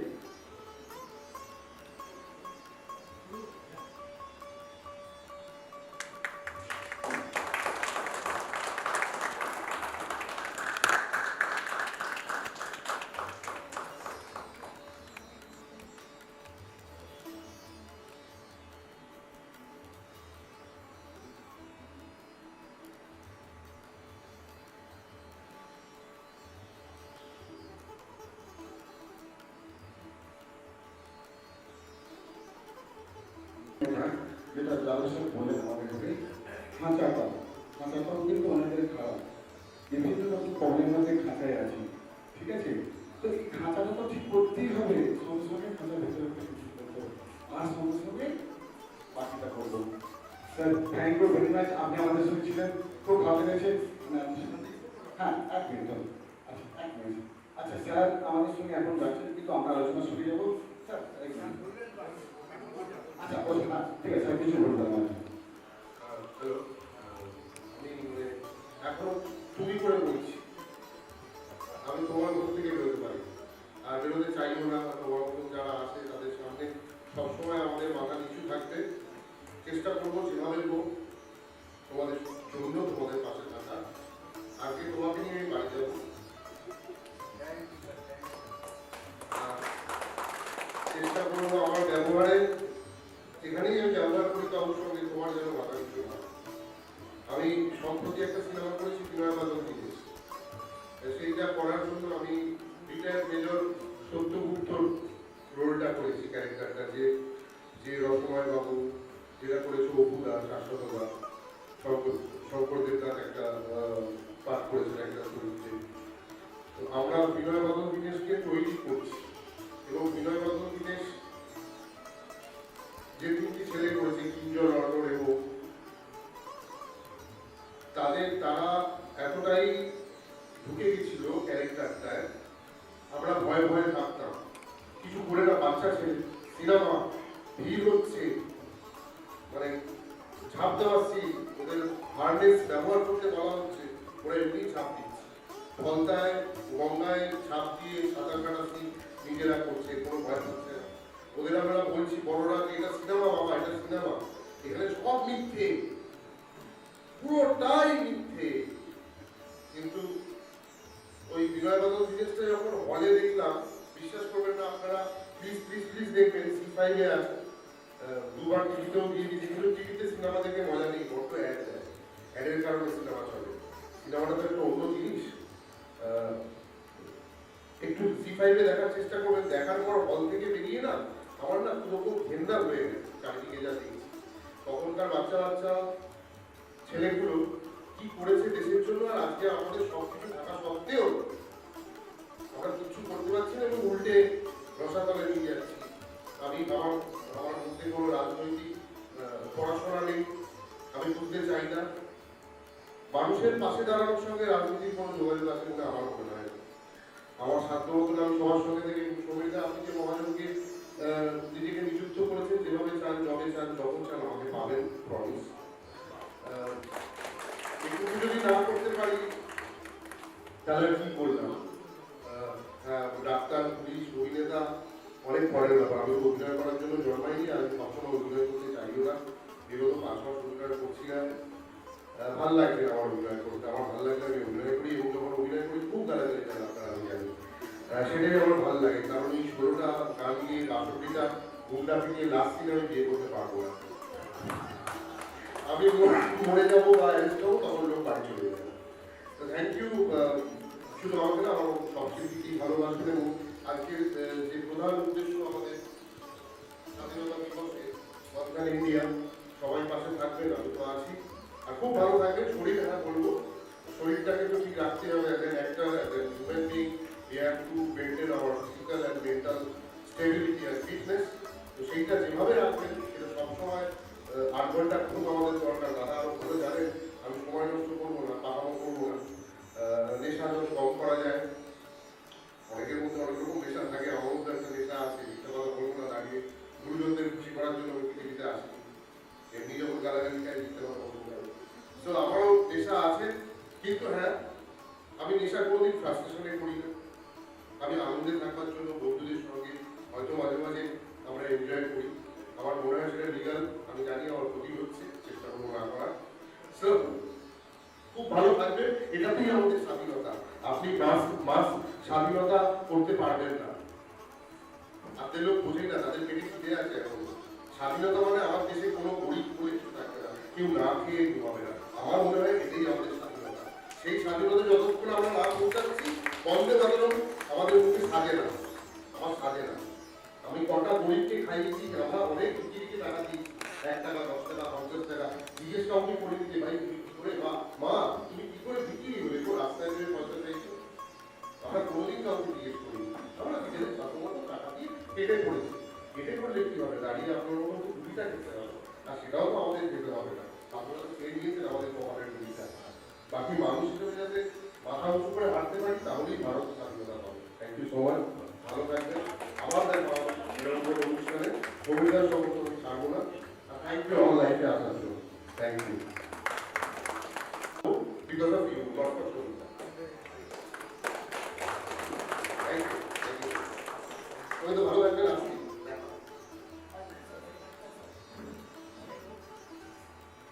হ্যালো, অনেক অনেক ধন্যবাদ দেবরাজ মহাশয়কে আমাদের অনুষ্ঠানে এসে আমাদেরকে অনুভূত করেছেন উনি।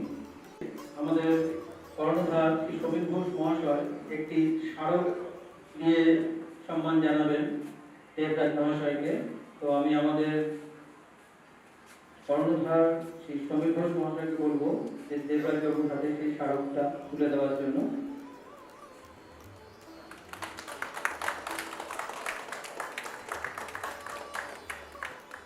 আমাদের তরফ থেকে একটি ছোট্ট প্রয়াস। সকলকে আমার আন্তরিক অভিনন্দন ভালোবাসা সবাই খুব ভালো লাগছে আজকে এখানে আসতে পেরে নিজেকেও খুব গর্বিত মনে হচ্ছে সমীর বাবু যে এখানে অসাধারণ উদ্যোগ নিয়ে যে কাজটা করতে চলেছেন আমি খুবই স্বল্প জ্ঞান এই সাবজেক্টটার উপরে আমার সাথে সমীর বাবুটা দুদিন আগেই পরিচয় হয়েছিল তুমি আমাকে বললে আমি মানে আজকে সারাদিন আমার অনেক অনেক প্রোগ্রাম ছিল কিন্তু সময় বলছিল আমি এই সময়টা রেখেছিলাম আমি এখনো খেলাধুলার মধ্যে যুক্ত রয়েছি এবং আমি একটা মেন্টাল হেলথের মধ্যে রয়েছি আমি ফিট তো যার জন্য আমার দেশে এবং বিদেশে অনেক আত্মীয়তা রয়েছে এই রাত্রিবেলাটায় আমার বাইরের সাথে আমাদের অপেক্ষা করে ছাত্রছাত্রীরা অপেক্ষা করে তাদের প্রশিক্ষণ নেওয়ার জন্য তো এটা খুব সত্যি কথা যে নিজেদের সুস্থ রাখতে গেলে পরে শারীরিকভাবে কিছু কাজ করতে হয় এবং মানসিকভাবেও কিছু কাজ করতে হয় বাকিটা আমার থেকে অনেক বেশি আপনারা জানেন আমার অতটা জ্ঞান নেই কিন্তু আমি আমাকে ভালো রাখার জন্য আমি রোজ দিন চর্চা করি এবং অনেকটা সময় মেন্টাল চর্চা করি মেন্টাল চর্চা যদিও আমার সাবজেক্টটাই মেন্টাল ম্যাথসের উপরে যার জন্য ওটা নিয়ে আমার অত সমস্যা হয় না আর সকালবেলা অ্যাটলিস্ট 1.5 থেকে 2 ঘন্টা আমি শারীরিক চর্চা করি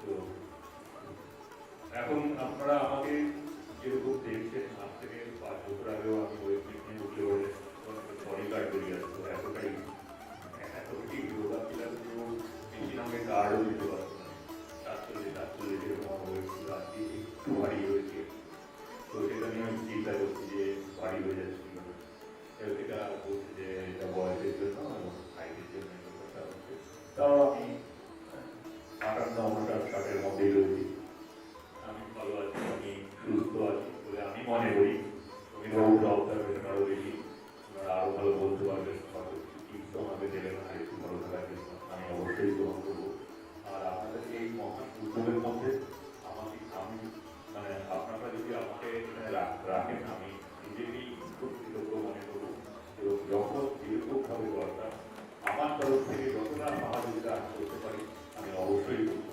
তারপরে সমীরবাবু যখন বললেন যে উনি ভারতীয় সেনাবাহিনীতে ছিলেন সেনাবাহিনীর লোকগুলোকে আমি এমনি করতে পারি কারণ তাদের জন্যই কিন্তু আমরা হতে পারি সার্বভৌমত্ব আমাদের বজায় থাকে এই সমস্ত লোকগুলো যদি বলতে এই সমস্ত লোকের জন্য হয় সবার জন্যই করা উচিত অবশ্যই কিন্তু এই সমস্ত লোকের পাশে থাকে কিন্তু মানসিকতাতেই অন্যরকম হয় ন্যাচারালি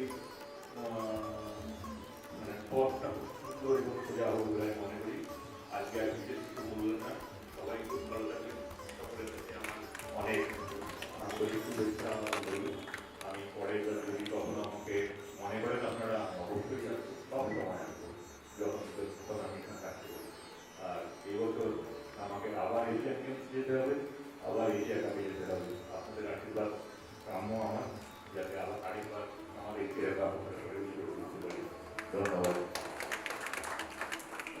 পাশে থাকলে আমরা নিশ্চিত যে আগামী দিনে আমরা আরো ভালো করতে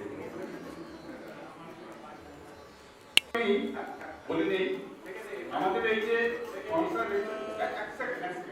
এই যে সংস্থা দেখছেন, এই যে পঞ্চানন ভবন যেখানে আপনারা অনুষ্ঠান করছেন, এই সংস্থা উনি একদম অ্যাডভাইজার, মানে প্রথম থেকে এখন পর্যন্ত যা হচ্ছে কাজ এখানে তার উনি মুখ্য উপদেষ্টা।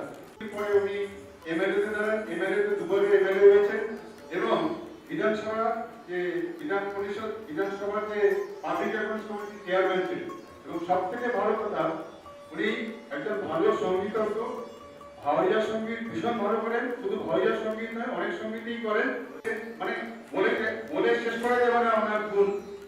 তাকে আমি শহীদবাবুকে বলেছিলাম যে একজন আপনি এরকম একজন লোককে ডাকবেন, মানে অবশ্যই ডেকে নিয়ে এসে উনি কিছু বলবেন এবং যদি আপনারা চান কিছু গানও শুনতে পারেন। ধন্যবাদ। নমস্কার। আসলে সমীরবাবুর সঙ্গে দুদিন আগে কথা হয়েছে, আপনারা শুনলেন। এই সংস্থার সঙ্গে আমি জড়িত। প্রথম যখন জমি কিনি আমরা ৫৪,০০০ টাকা করে টাকা, এইখানে তখন এই এক কোমর জল ছিল না। যখন যেদিন আমরা ভিত্তিপ্রস্তর স্থাপন করি সেই এত জলে দাঁড়িয়ে ভিত্তিপ্রস্তর স্থাপন করেছিলাম। কিন্তু তারপরে যাই হোক অনেকের সঙ্গে চেষ্টা করে আমরা এটাকে দাঁড় করিয়েছি। বেশ কিছু কালচারাল অনুষ্ঠান করে টাকা পয়সা কালেকশন করেছি। আমরা নিজেরা যে কয়েকজন মেম্বার আছি তারা নিজেরা দিয়েছি, আমার সাধ্য মতো দিয়েছি। আর যে কাজটা আমি করেছি সেটা হচ্ছে কয়েকজন এমপির কাছ থেকে বেশ কিছু টাকা, কয়েক লক্ষ টাকা, ১৫ লক্ষ টাকা নিয়ে আসার ব্যবস্থা করেছি। তো এই করে নিয়ে একটা পরিচিতা যেটার সঙ্গে আমি জড়িত। বাকি যেগুলো আছে সেগুলো তো মানুষকে করতেই হয়, মানুষকে বেঁচে থাকার জন্য চাকরি করতে হয়। চাকরি করতে করতে আরো কিছু এসে যায় সামনে সংস্থাটি। আমি প্রধানত বলা যেতে পারে আমাদের, এটা আপনারা জানেন কিনা জানি না, এই সংস্থা হচ্ছে প্রধানত উত্তরবঙ্গের মানুষের জন্য। উত্তরবঙ্গের রাজবংশী ক্ষত্রিয় কমিউনিটি রয়েছে, রাজবংশী কমিউনিটি, তাদের জন্যই প্রধানত। এখন আমরা এখানে যেতেও থাকতে পারি, আমাদের একটা হোস্টেলের মতো আছে। তো আর অনুষ্ঠান এখানে প্রায়ই হয়। সমীরবাবু যখন প্রথম বললেন আমাকে যে আপনি একটু আসুন, আমি সত্যি কথা বলতে কি ভালো শুনতেই পাইনি কি সমস্যাটা কি। প্রধানত সেই কারণেই আমি এখানে আমার মিসেসকে বললাম চলো যাই, দেখি কি হচ্ছে। আমাদের এখানে মাঝে মাঝেই বিভিন্ন অর্গানাইজেশন অনুষ্ঠান করে এবং তারা প্রধানত সমাজ সেবামূলক কাজ করে। সেটাই জানার জন্য আমি এসেছিলাম, এখানে শুনলাম। বিশেষ করে স্বাস্থ্য এবং মন, এই যে একে যে সচল রাখা, একে ঠিক রাখার জন্য যে উপদেশ, সেগুলো শুনলাম। সমীরবাবু এবং তার সাথীরা অনেকেই তার ছাত্র প্রতীক হিসাবে ক্লেম করলেন। তারা যেভাবে এগিয়ে যাচ্ছেন, যেভাবে মোটিভেট করছেন মানুষকে, এটা আমি মনে হয় এটা প্রধানত মোটিভেশনাল একটা প্রোগ্রাম নিয়ে ওরা কাজ করেন। মানুষকে মোটিভেট করা, মদ ছাড়ো, সিগারেট ছাড়ো, শরীরটাকে ঠিক রাখো, ব্যায়াম করো, মেডিটেশন করো, কেমন এই যে কাজগুলো তারা করছেন, এই কাজগুলোই তো সেবা, তার মাধ্যমেই সেবা। এবং সমীরবাবু তার সঙ্গীরা যে কাজটা করছেন তাদেরকে আমি অভিনন্দন জানাই। আমরা এই কাজটা করার চেষ্টা করছি, সবসময় পারি তা নয়। আর যারা করেন তাদেরকে অবশ্যই, তারা যারা করেন এই কাজগুলো তাদেরকে অবশ্যই অভিনন্দন জানাই। তারা, আমি জানি এই কাজগুলো করতে গেলে অনেক কিছুর মধ্যে থেকেও এগুলো করতে হয়, এবং সেই যে অনেক কিছুর মধ্যে থেকেও করতে হয়, এটা একটা নেশার মতো হয়ে যায় একটা।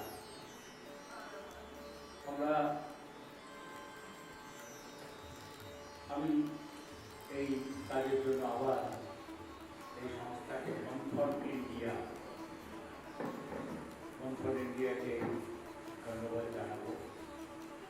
আজ করবে এবার মরা গাঙে বানেতে জয় মা বলে ভাষা তরি, এবার তোলে মরা গাঙে বানেতে জয় মা বলে ভাষা তরি। ওরে ওরে মাঝি কোথায় মাঝি প্রাণপণে ভাই ডাকে দে আজি। ওরে ওরে মাঝি কোথায় মাঝি প্রাণপণে ভাই ডাকে দে আজি। তোরা সবাই মিলে বৈঠালে রে, সবাই মিলে বৈঠালে রে, ফুলে খেল সব ধরাধরি। এবার তোলে মরা গাঙে পানে সেতে জয় মা বলে ভাষা তরি। পারলো দে না ও ভাই করলি রে কেউ বেচাতে না, হাতে নাই রে কড়া করি। ধীরে ধীরে পারলো দে না ও ভাই করলি রে কেউ বেচাতে না, হাতে নাই রে কড়া করি। ঘাটে মাথা দিন গেল রে, মুখ দেখাবি কেমন করে। ওরে দে খুলে দে পাল তুলে দে, দে খুলে দে পাল তুলে দে, যা হয় হবে বাঁচি মরি। এবারে তোদের পরা গাঙে বানে সেতে জয় মা বলে ভাষা তরি।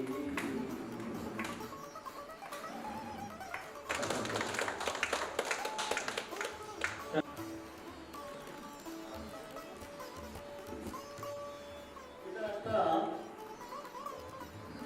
সামাজিক রেভলিউশন হবে বলে আমার ধারণা। আমি জানতাম না, আমাকে সুভাষদা সঙ্গে করে নিয়ে এলেন, চলো একটা ভালো কাজ হচ্ছে সেখানে চলো। আর এসে সব দেখে ভালোই লাগলো। সুভাষদা ব্যক্তিগতভাবে একটু অধ্যাত্মবাদের চর্চা করেন, আমি মাঝে মধ্যে ঝগড়া করি যে ধরুন আপনি এত অধ্যাত্মবাদ নিয়ে কথাবার্তা বলবেন না। তবে হ্যাঁ, অধ্যাত্মবাদ ব্যাপারটা আমার পাখি কেউ একজন বলছিলেন, আপনার এখানে ছিলেন, আমি নামটা আমি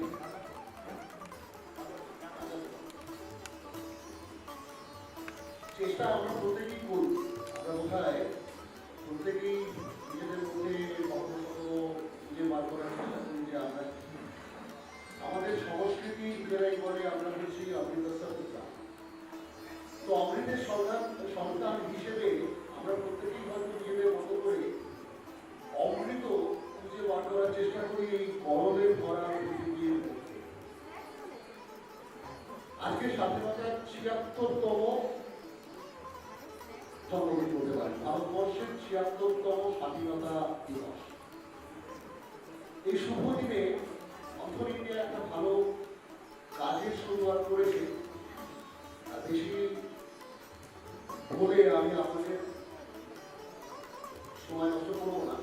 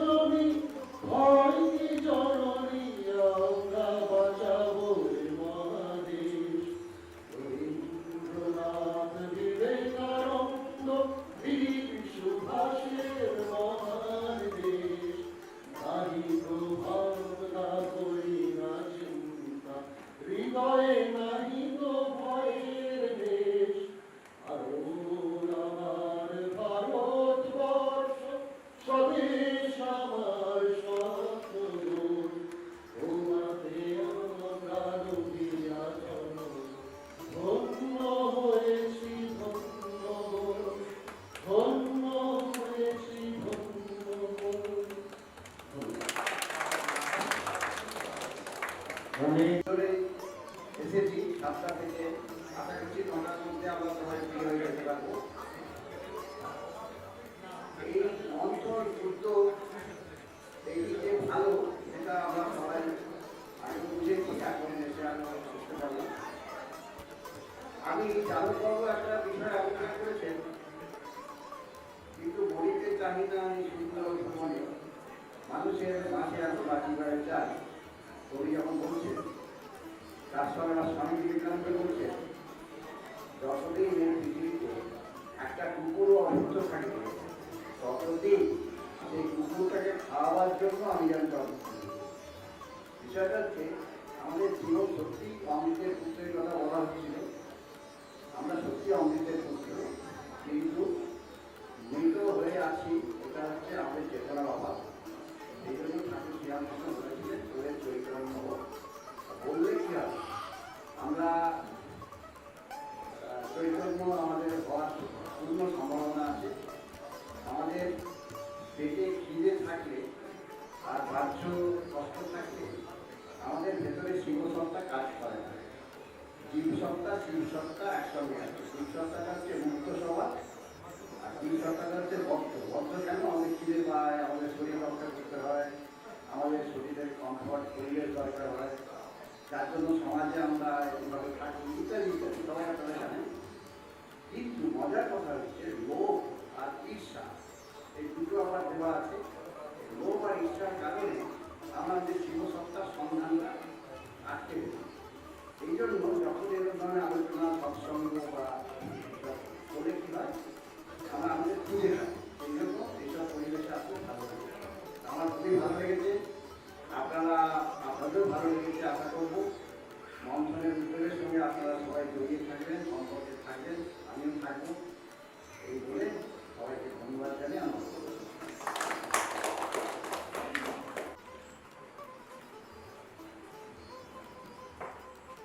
এখন আমাদের মধ্যে বক্তব্য রাখবেন বিমল কুমার মহাশয়। ওনাকে আমরা মঞ্চে আহ্বান করছি। বিমল কুমার মহাশয়কে। আপনাদের সবাইকে দেখুন, আমি বক্তব্য খুব একটা রাখতে পারি না, বলতে পারি না, ভালো আমি পারফর্ম করি, আমি একটু পারফর্ম। তো ধরুন কিছু একটু কথা কিছু বলে না, বক্তব্য হিসেবে করবেন না। এই যে একটা মানে কি বলবো, একটা উদার একটা প্রসারিত জীবনের দিকে আমাদেরকে নিয়ে যাওয়ার পক্ষে শ্রমিকবাবুকে কাজটা করে চলেছিল। তো সব কাজের পিছনে না যেটা সবচেয়ে দরকার সেটা হলো ভালোবাসা। ভালোবাসা ছাড়া কিছু হয় না।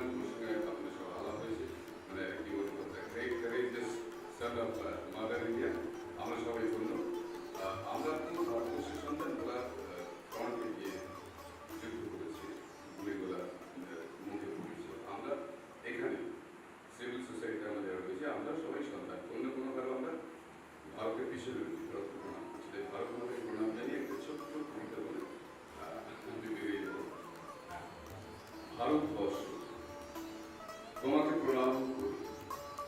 সর্বপ্রথম তোমার সূর্য আমার চোখের মুছে দিত স্বর্গ। তোমার মাটিতে আমার এ দেহ গড়া, বাতাসে বাতাসে নিঃশ্বাস বায়ু করা, আকাশে আকাশে ওই যে নীল নীল মনের সঙ্গে অদ্ভুত করলি। এখানে দিনের স্পষ্ট আলোক আসে, রাতের আকাশ অকেবল হাসি হাসে। এখানে নদীর ক্ষীরত আকর বেগ, জল সঞ্চিত কুঞ্চিত কালো নেই। অকেবল তাই এখানে উদার তুমি, ভারতবর্ষে আমার জন্ম। নমস্কার, খুব ভালো থাকবেন। কবি অজিত দাসের লেখা কবিতা, কবিকে অবশ্যই শুনবেন। আর সুনীলবাবু, ব্যাস এই ভালোবাসা তৈরি হলো। ধন্যবাদ। ধন্যবাদ স্যার আপনাকেও এত সুন্দর একটি কবিতা আমাদেরকে শোনাবার জন্য।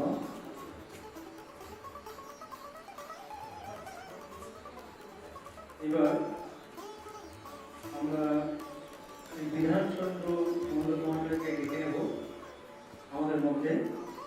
আর আমাদের কর্ণধার সমীরবাবুকে আমরা অনুরোধ করবো ওনার হাতে একটি স্মারকলিপি স্মারক তুলে দেওয়ার জন্য।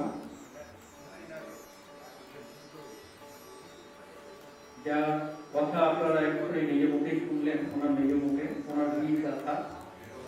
তো কখনো কখনো এরকম মানুষের সাথে আমাদের সাক্ষাৎ হয়, আমরা ধন্য যে ওনার মতন একজন মানুষের সাথে আমাদের আজকের দিনে এখানে সাক্ষাৎ হয়েছে। তো আমাদের কর্ণধার সমীরবাবুকে বলবো যে ওনাকে একটি স্মারক দিয়ে সম্মান জানাবার জন্য।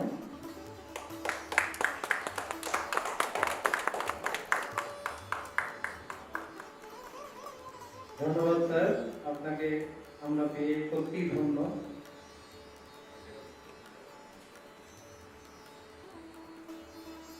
মাস্টার ইন্ডিয়ার পক্ষ থেকে শত শত প্রণাম আপনাকে।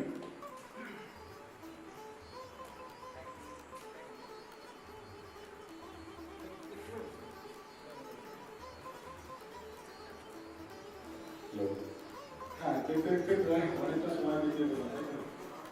এখন অসুবিধাটা হচ্ছে অনেকেই অনেক দূর থেকে এসেছেন, ওরা যাবেন, ঠিক আছে, বুঝতে পেরেছি। বাট ওই যেমন হয়ে গেছে আমরা মোটামুটি একটা শেষের দিকে চলে এসেছি, কিন্তু কয়েকটা ব্যক্তি আছেন যাদের কথা না শুনতে সত্যি যারা আছে তারাই শুনবো, মানে বুঝতে পারছি অনেকে নেই তোমাদের একটু সহায়তা করছে বলতে পেরে। ওই জন্য আমি আমার চেষ্টাকে কাজ করে দিলাম আমাদের সবাই দেখি ওয়েবসাইটে ভালো থাকার কথা বললাম, ভালো থাকতে হবে, থাকার লাগে, এটা কিন্তু সত্যি। আমি একটা বলতাম সেটা হচ্ছে ওই টার্মিক অ্যাকাউন্ট, ওটা কিন্তু খুব বিপদ। ওটা প্রত্যেকটা জিনিস কিছু না কিছু থাকে না, পুরাণ থেকে শুরু করে গীতা মহাভারত রামায়ণ যা কিছু আছে সব দেখে কেউ না কেউ কিছু কিছু বলে গেছে, ঠিক আছে, কিছু কিছু ভেরিফাই করেছে, কিছু হয়নি। যেমন একটা ছোট্ট এক্সাম্পল দিচ্ছি, রামকৃষ্ণকে মান ভগবতাদির সঙ্গে কথা বলে, কিন্তু আমরা কি দেখেছি না, আমরা বিশ্বাস করি আপনি কথা বলেছি, কি করে বিশ্বাস করলেন, তারা বিশ্বাস করলেন, কেউ বলতে পারবে একদম ঠিক করে। আমরা কি করে বিশ্বাস করলাম যে উনি যা যা বলেছেন সেগুলো ভর্তি বুঝেছি হচ্ছে, ঠিক বলেছি। আজকে আমি এখানে দাঁড়িয়ে যদি বলি ইন্ডিয়ার উন্নতি পর্বত ওয়ার্ল্ড উন্নতি এগিয়ে যদি হয়ে যায় তাহলে সেটা বলা হবে মিটিং করেছি, যদি না হয় বলে 10 বছরের জন্য আমরা ভাবতে শুরু করেছি, আমরা কিন্তু কাজ করতে শুরু করে দিয়েছি। আমাদের টিম কিন্তু সুন্দরভাবে কাজ করছে এবং আমরা জড়িত হয়েছি। আমরা কিন্তু চায়নার থেকে পপুলেশনে আগেই যাচ্ছি, তার মানে সব স্কিল। যদি আমাদের এই পপুলেশনটাকে আমরা কাজে লাগাতে পারি, দুনিয়ার কোনো তাকত নেই আমাদের থেকে আগে চলে যেতে পারে। আমরা কিন্তু রাজপুরী পুরো বিশ্বে, তাই একদম বাস্তব। গুগলের সিও ইন্ডিয়া, হোয়াটসঅ্যাপের সিও ইন্ডিয়ান, আমি অনেক বন্ধু। আপনি একটু ভেবে দেখুন না, আমরা এখান থেকেই কিন্তু রাজ করবো, এটাই আমাদের মূল্য। আমাদের ফিজিক্যাল ফিটনেস থাকবে, স্পিরিচুয়াল থাকবে, কিন্তু সবসময় আজকের দিনটা সত্যি খুব ইম্পর্টেন্ট আমাদের জন্য। সবচেয়ে দেশকে আমরা ভালোবাসতে শিখবো, দেশের জন্য কিছু করবো, এবং সেটা কিন্তু ওইভাবে করতে হবে। আমরা দেশ ভালো করে তৈরি করবো এবং দেশটাকে আমরা সফল দেব। আজ থেকে ঠিক 10 বছর পরে India will be top of the world, হবেই হবে। ঠিক আছে? তো এবার এখন যেহেতু বলবে আমাদের কাছে ডিরেকশন আসেন, আমরা আলোচনা করে নিচ্ছি, ছোটো ছোটো গল্প ভালো লাগবে, সত্যি ভালো লাগবে। আমাদের আমাদের স্যার আছেন, এখানে 5 মিনিটের জন্য টাইম চেয়েছিলাম, যে আমাকে 5 মিনিট 2 মাস ওয়েট করেছি, আমি অনেকের কাছে গেছি, তো উনি বলছেন ঠিক আছে তোর 5 মিনিট। যখন আমরা বসলাম 5 মিনিটের জন্য 2 ঘন্টা কখন পেরিয়ে গেছে বুঝতেই পারি, 10টা বেজে গেছে, আমার খেয়াল নেই। উনি বলছেন আজকে শেষ করি আবার একদিন।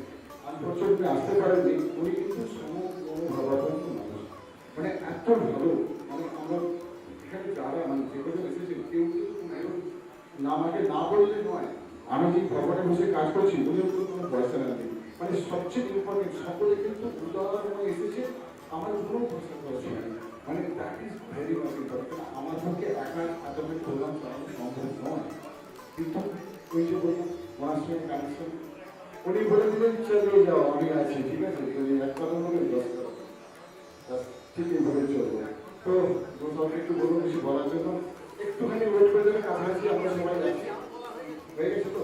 আচ্ছা সব একটু বলুন, আপনি একটু কিছু বলুন, আর তারপরে হ্যাঁ ঠিক আছে আসুন, ভালো লাগবে শুনুন, খুব ভালো লাগবে। এখান থেকে নমস্কার, শুভ সন্ধ্যায় মন্থন এখানে আসতে পেরেছি, ভালো লাগছে। সব থেকে বেশি যে ভালো লাগার যে কতগুলো বৈশিষ্ট্য থাকে, মানুষের সাথে মানুষের পরিচয়, এখানে আসতে পেরে অনেকজনের সাথে পরিচয় করে ভালো লাগলো, এর থেকেও ভালো থাকার একটা উপায় রয়েছে। যাই হোক, বাই প্রফেশন আমি প্যাথোলজির লোক, তো একটু বাইরে কথা বলি আর কি। প্যাথোলজির লোক মানে সমীক্ষা যে আমাদের যখন শরীর খারাপ হয় না, তো আমরা ওই টেস্ট করতে দিলে মল মূত্র থুতু এই সমস্ত রক্ত এইগুলো গিয়ে ওই সেন্টারে দিয়ে আসে। তো আমরা হচ্ছে সেই জাতীয় লোক যারা পেশেন্টের মুখ করে দিল প্রায় দেখি না, কিন্তু রোগগুলোকে আমরা করে দিই, এটা হতে পারে, এটা হতে পারে। তো যাই হোক, এটা কেন শুনলাম ডক্টর বলে, কিন্তু জীবনে কোনোদিনও পেশেন্টের মুখ দেখি না। আর যারা পেশেন্টের মুখ কম বোঝে তারা হচ্ছে সার্জেন, তারা কিন্তু বোঝে কম, কাজ করে বেশি। তো এগুলো কতগুলো কথা আছে, আর মেডিসিনের যারা ডাক্তার হয় তারা বোঝেও স্ট্যান্ডার্ড আর সব কিছুতে মিলিয়ে। তো যারা বোঝে কম তারা হচ্ছে সব কেটে কেটে দিলে করে দিলে সেটা করে দিলে করে দেয়, আর এতগুলি সব থেকে বেশি পেশেন্টের মুখে দেখে সেই মলমূত্রটি থাকে। দেখ আমি একটু অন্যভাবে বললাম, তো এই কথাগুলো এই কারণে বললাম যে আজকে এখানে যেটা উদ্বোধন হলো আর কি, মন্থন। তো বিষয়টা মন্থন কি এবং এর কি তাৎপর্য, এটা সমীরবাবু নিশ্চয়ই ভেবে নিয়ে করেছে, এবং তার সাথে কি অদ্ভুত একটা কাকতালীয় ভাবে মিল দেখুন। ভারতের প্রধানমন্ত্রীও এই বছরের স্বাধীনতা দিবসে বলছেন অমৃত। তো মন্থন এবং অমৃত দুটোর মধ্যে একটা নিবিড় যোগসূত্র আছে, এবং এই যে বললাম যে মন্থন করার ফলেই কিন্তু অমৃতটা আসে। কিন্তু আমি তাহলে প্যাথোলজির কথা কেন বললাম, মন্থন করলে কিন্তু প্রথমেই অমৃত আসে না।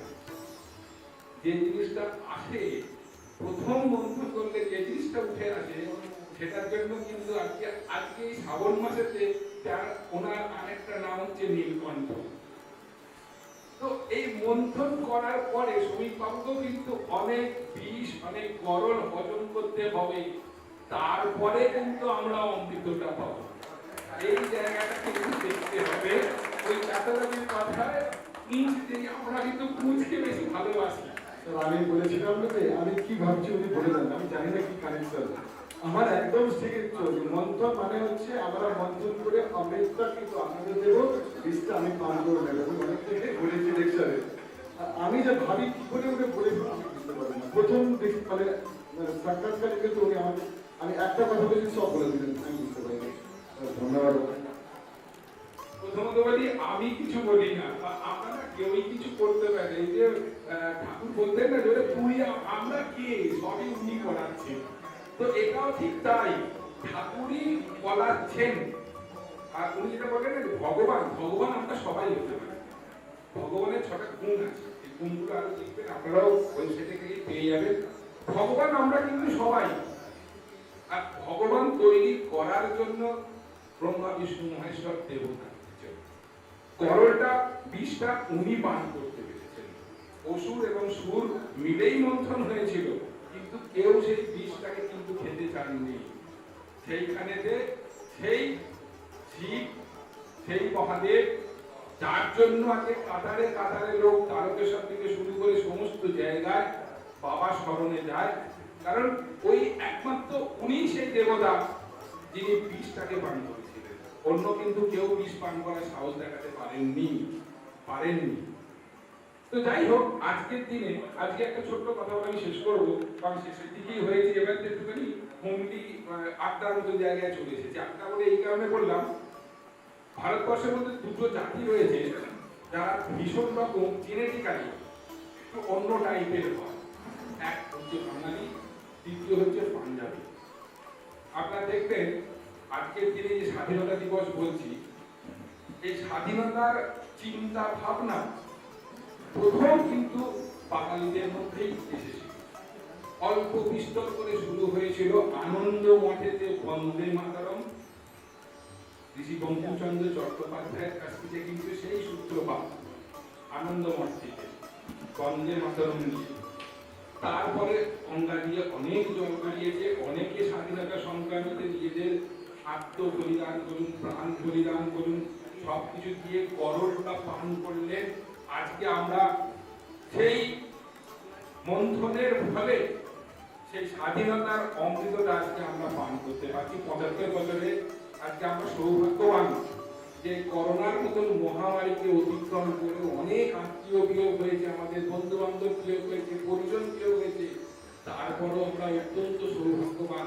আমরা দেশের 75তম বর্ষ স্বাধীনতা আমরা দেখতে পেলাম, এইটাতে আমাদের গর্ব থাকে। তো যাই হোক, আমি আমার বক্তব্য আর দীর্ঘায়িত করবো না। শরীর অবশ্য আর কিছু বলবেন, এবং আমাদেরও, আমরা যদি বেশি জানি তাহলে আপনাদেরও অস্বস্তি হবে। ধন্যবাদ।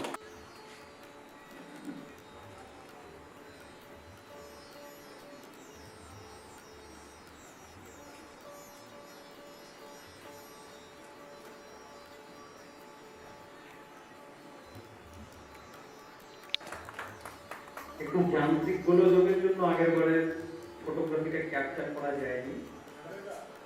একটু আগে একটা আলোচনা হচ্ছিল যে একজন বক্তা স্টেজে উঠেছে, সে দেখছেন যে একজন খালি শ্রোতা আছে, খুব আপ্লুত।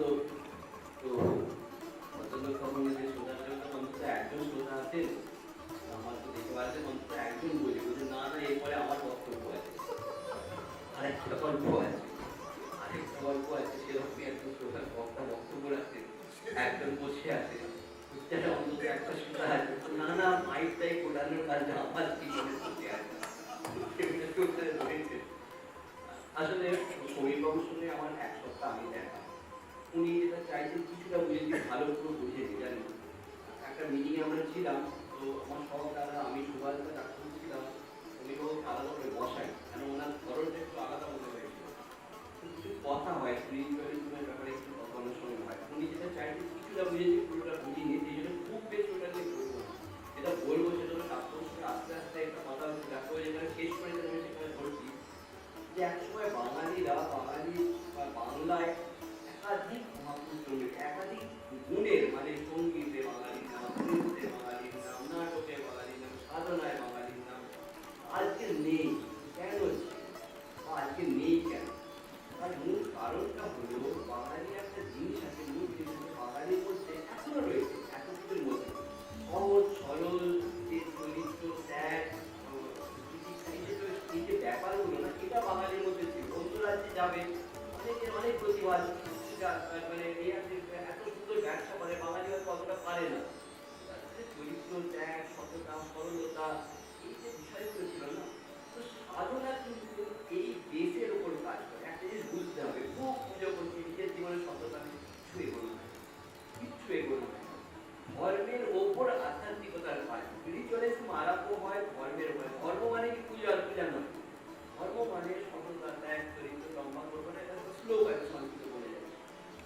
ব্যাপারটা হারিয়ে যাচ্ছে, সেটাকে ফিরিয়ে আনতে হবে। ফিরিয়ে আনার জন্য সুবীরবাবু যেটা করছেন সেটা অনেকটা সাহায্য করবে। সুবীরবাবু যদি ভাবেন আমি একসঙ্গে 100 জনের মধ্যে পরিবর্তন আনবো, নাও হতে পারে। যদি একজনের মধ্যেও পরিবর্তন আনে সেটা বড় জিনিস। সেই একজন কোথায় যাবে কেউ জানে না, কেন ওই গুণগুলো আমাদের মধ্যে থেকে হারিয়ে যাচ্ছে, সেগুলোকে ফিরিয়ে আনতে। আর একটা জিনিস আছে, সেটা হলে যিনি পরিবর্তন আনছেন তিনি ঠিক আছেন কিনা, মানে আমি সুবীরবাবু সমালোচনা করছি না, এটা দেখতে হবে। নাহলে কনফিউশনটা কোথায় হয়ে যায়।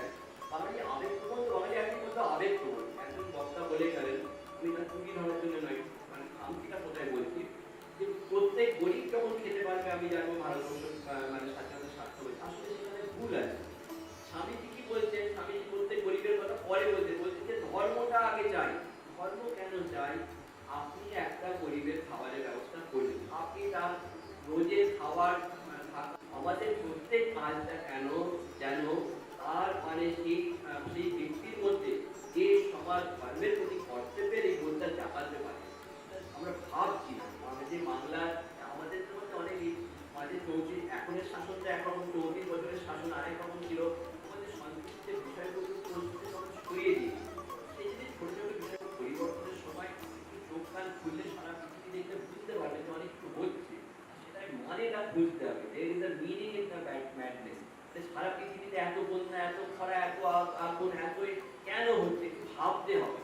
ভাবলে ওই যে মন্থন বলছেন ওটাও মন্থন। হ্যাঁ, এই যে আমাদের যে মাখন তৈরি হয় মন্থনের মাধ্যমে তৈরি হয়। তো সেখানে এই ভাবাটাও মন্থন। এই ভাবার থেকে আমরা বলি কেন হচ্ছে, কেন হচ্ছে, কি হতে পারে, আর সমাধান কি, সেটা ভাবা যেতে পারে। সেটা বেরোন। আজকে এত সময়ও নেই, ভবিষ্যতে আবার বসা যাবে, আবার আলোচনা করা যাবে, তখন এখান থেকে কন্টিনিউ করা যাবে। সুন্দর উদ্যোগ, খুব ভালো লাগলো, খুব ভালো চেষ্টা চালিয়ে যান সুবীরবাবু। আর সুবীরবাবুর কয়েকটা অসাধারণ গুণ, ওনাকে আমরা আগের দিন সাজেশনে আমি বললাম যে এত আপনার তো সেনাবাহিনীর লোকের মানসিকতা একদম সোজা লড়াইয়ে ঢুকে যায়। ওনার সঙ্গে কথা বলে এবারে কমান্ডার হবার সময় এসে এই হাসছিলেন, সময়টা খুব নেগেটিভ সময়। আপনার বিরুদ্ধে একাধিক, আমি জানি না মানে ওনার ঈশ্বরে খুব বিশ্বাস, মানে নিশ্চয়ই আশীর্বাদ, তবুও সব কিছু এখন নেওয়া যাবে, কিন্তু অপেক্ষা করতে হবে, সময় অনেক দরকার। ধন্যবাদ এই অনুষ্ঠানের জন্য আসতে পারে, আমি খুব আপ্লুত। প্র্যাকটিক্যাল করতে হবে, যেটা আমি কিছুটা পেয়েছি, একদম কয়েকটা ভুল হবে। প্র্যাকটিক্যাল একটা আলাদা গুণ আছে, যেটা আমরা ভাবছি সেটা যদি আমরা করে ফেলতে পারি তাহলে দেখবেন সত্যি করে আমরা একদম আগে চলে গেছি। তাহলে আমি এখন প্রথমে একটা বেসমেন্টেই আছি, ঘুরে কোথাও উঠতে পারবো, চেষ্টা করবো, আমার চিন্তা আছে এবং এইভাবে আমরা আগিয়ে চলবো। একটা সর্বশেষ একটাই কথা বলবো, আমার এই ইন্টার কাজটার জন্য কিন্তু একজনকে একদম না বললে নয়, সে হচ্ছে আমাদের আইটি শহর আশিস। ওর যদি আমি না সাপোর্ট পেলাম, আমি এত বড় জিনিস একটু ভাবতে পারছিলাম না। অনেকদিন ধরে ভাবছি করবো করবো করবো, তার ব্যাকএন্ডে সাপোর্ট হচ্ছে আমার দিদি। দিদি কিন্তু উনি কানেকশনটা আমাদের দিয়েছেন, মানে ওই যে বলে না ওই শুধু চলে যাওয়া আর কি। ইনি ছিলেন, ইনি আমাকে বলেন ঠিক আছে আমি কিছু না কিছু ব্যবস্থা করবো, উনি করে ওনার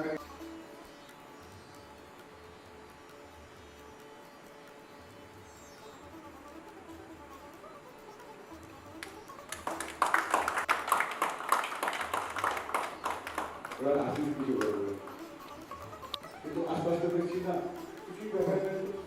আমরা বলতে পারবো না কেন, আমরা জানি অনেক কিছু বলতে পারি না, ঠিক আছে, খুব ভালো আছে। আচ্ছা, একটা ঘরোয়া আলোচনা হয়ে গেছে ছোট্ট জায়গার মধ্যে, ঠিক আছে, যেটা হচ্ছে যদি সময় থাকে বলি বলবো। আচ্ছা, কার্ডিক অ্যাকাউন্ট ব্যবস্থা একটুখানি ক্রস করতে পারেন, আপনারা করতে পারেন। আচ্ছা, আমরা কার্ডিক অ্যাকাউন্টটা কি জানি, কি আমরা ক্যালকুলেট করতে পারি, কেউ বলতে পারবে, কেউ জানি? আচ্ছা, এটা ইনভেন্ট আবিষ্কারই বলবো। আমরা এটুকু জানি, গীতাতে বলেছি যে 84 লক্ষ জমি পার দরকার মানুষজন যেটা জনতা বারবার বলছে আমরা এই যে একটা জেলের মধ্যে আবদ্ধ আছি, বেরিয়ে যাবো, তার মানে আমরা এই জন্ম মৃত্যু থেকে তৈরি হয়ে যাবো, সেটা আমি ভেবেছি। এবং আমি যদি বলি আমার বিশ্বাসের কথা হয়েছে আমি চলে যাবো, অবশ্যই কিছু বলবো না, কিন্তু আপনারাও পারবেন। একটা মেডিটেশন করে দেখুন না, মেডিটেশনটা যাই কোথায় বলুন তো, তো বলতে পারবো কোথায় যাই মেডিটেশন, কি করি আমরা অ্যাকচুয়ালি কি করি? We are living the heaven god. আমরা ওই যে ব্রহ্মা বিষ্ণু মহেশ্বর ওনাদের সাথে বাস করি। কোনোদিন তো ভেবেছেন আমরা বাস করি? কোনোদিন মনে হয়েছে যে আমি একটু মন্তব্য কাছে সহযোগিতা বাস করছি, কারণ ভেবে দেখবেন, আপনি দেখবেন আপনার শরীর আর আত্মা, ঠিক আছে না, এই যে কানেকশন, এটা সবাই জানে আত্মা ছেড়ে কোথায় যাবে, কোন একটা শরীর বলে। এবং এটা একটা আমার বাইরে আমি যখন স্টাডি করেছি, মেবি আমি ভুল, সেটা হচ্ছে যে আমাদের এই যে মানব জন্ম, এটা কিন্তু 6টা সার্কেল হয়, মানে 6বার জন্ম, 6 টাইম। এটা আমার ভাবনা, মেবি কম, মানে 6 জন্মের পর 6 জন্মের পর নেক্সট কোনো এম থাকে না, যদি খুব খারাপ হয় ডেমাপ করে যায়। অনেকের মতো যে মানব হয়ে যাওয়ার পর আরাম দিকে নিচে যায়, ডাউন দ্য লেভেল যায় না, সরি ডাউন দ্য লেভেলও যায়। তো আমরা সেই জীবাণু থেকে শুরু করে যদি মনে করি 84 লক্ষ যদি পার হয়েছে, যখন পরমাত্মা থেকে একটা আত্মা বিচ্ছিন্ন হচ্ছে, পরমাত্মা কিন্তু তাকে একটা কার্মিক করতে পারে, ওইখান থেকে কার্মিক কিন্তু ক্যালকুলেশন শুরু হয়ে গেছে। বুঝতে করে পারলাম যখন মানব হয়ে, তার আগে কিন্তু বুঝতে পারতাম না। বুঝলাম তখন যখন আমার জ্ঞান হলো, আমরা কিন্তু মানব হয়ে জ্ঞান হতে হয়, ছোট ছিলাম, বাচ্চা ছিলাম, জ্ঞান হলো, তখন থেকে বুঝতে শুরু করলাম যে আমাদের একটা কার্মিক অ্যাকাউন্ট চলছে। তাহলে বলুন তো, যে আমরা আজ এখানে জন্ম নিয়েছি, মুকেশ আমাকে সবচেয়ে আমি তারপরে একটা শিশু জন্ম নিয়েছি, এই দুটো শিশুর মধ্যে পার্থক্য কেন আমি ওখানে জন্ম নিলাম, কেন আমি একটা লেবার টেস্টে জন্ম নিলাম, ওটা ডিপার্টমেন্ট, উনিও মানুষ হয়ে জন্মেছে, তুমিও মানুষ হয়ে জন্মেছে, কেন জন্মেছে, ঠিক কিনা? ওটা ভেবেছি আমরা কোনদিন? এত তো ভাবতে হবে। তাহলে ওর কার্মিক অ্যাকাউন্ট ঠিক ওইভাবেই আছে, ওইভাবেই করা আছে। উনি কিছু একটা করেছেন, প্রথম থেকেই উনি ভালো করবেন। হ্যাঁ, এটা জাস্ট ইকোনমিক্যাল ব্যাপারে বললাম, এটা জাস্ট স্পিরিচুয়াল ব্যাপারে সেন্সি অনেক কিছু আমরা এটার মধ্যে অলরেডি অ্যানালিসিস চলছে, যারা ঈশ্বরকে ক্যালকুলেশন করতে শুরু হয়ে যায়। এইবার বলছি কার্মিক অ্যাকাউন্ট ক্যালকুলেশন।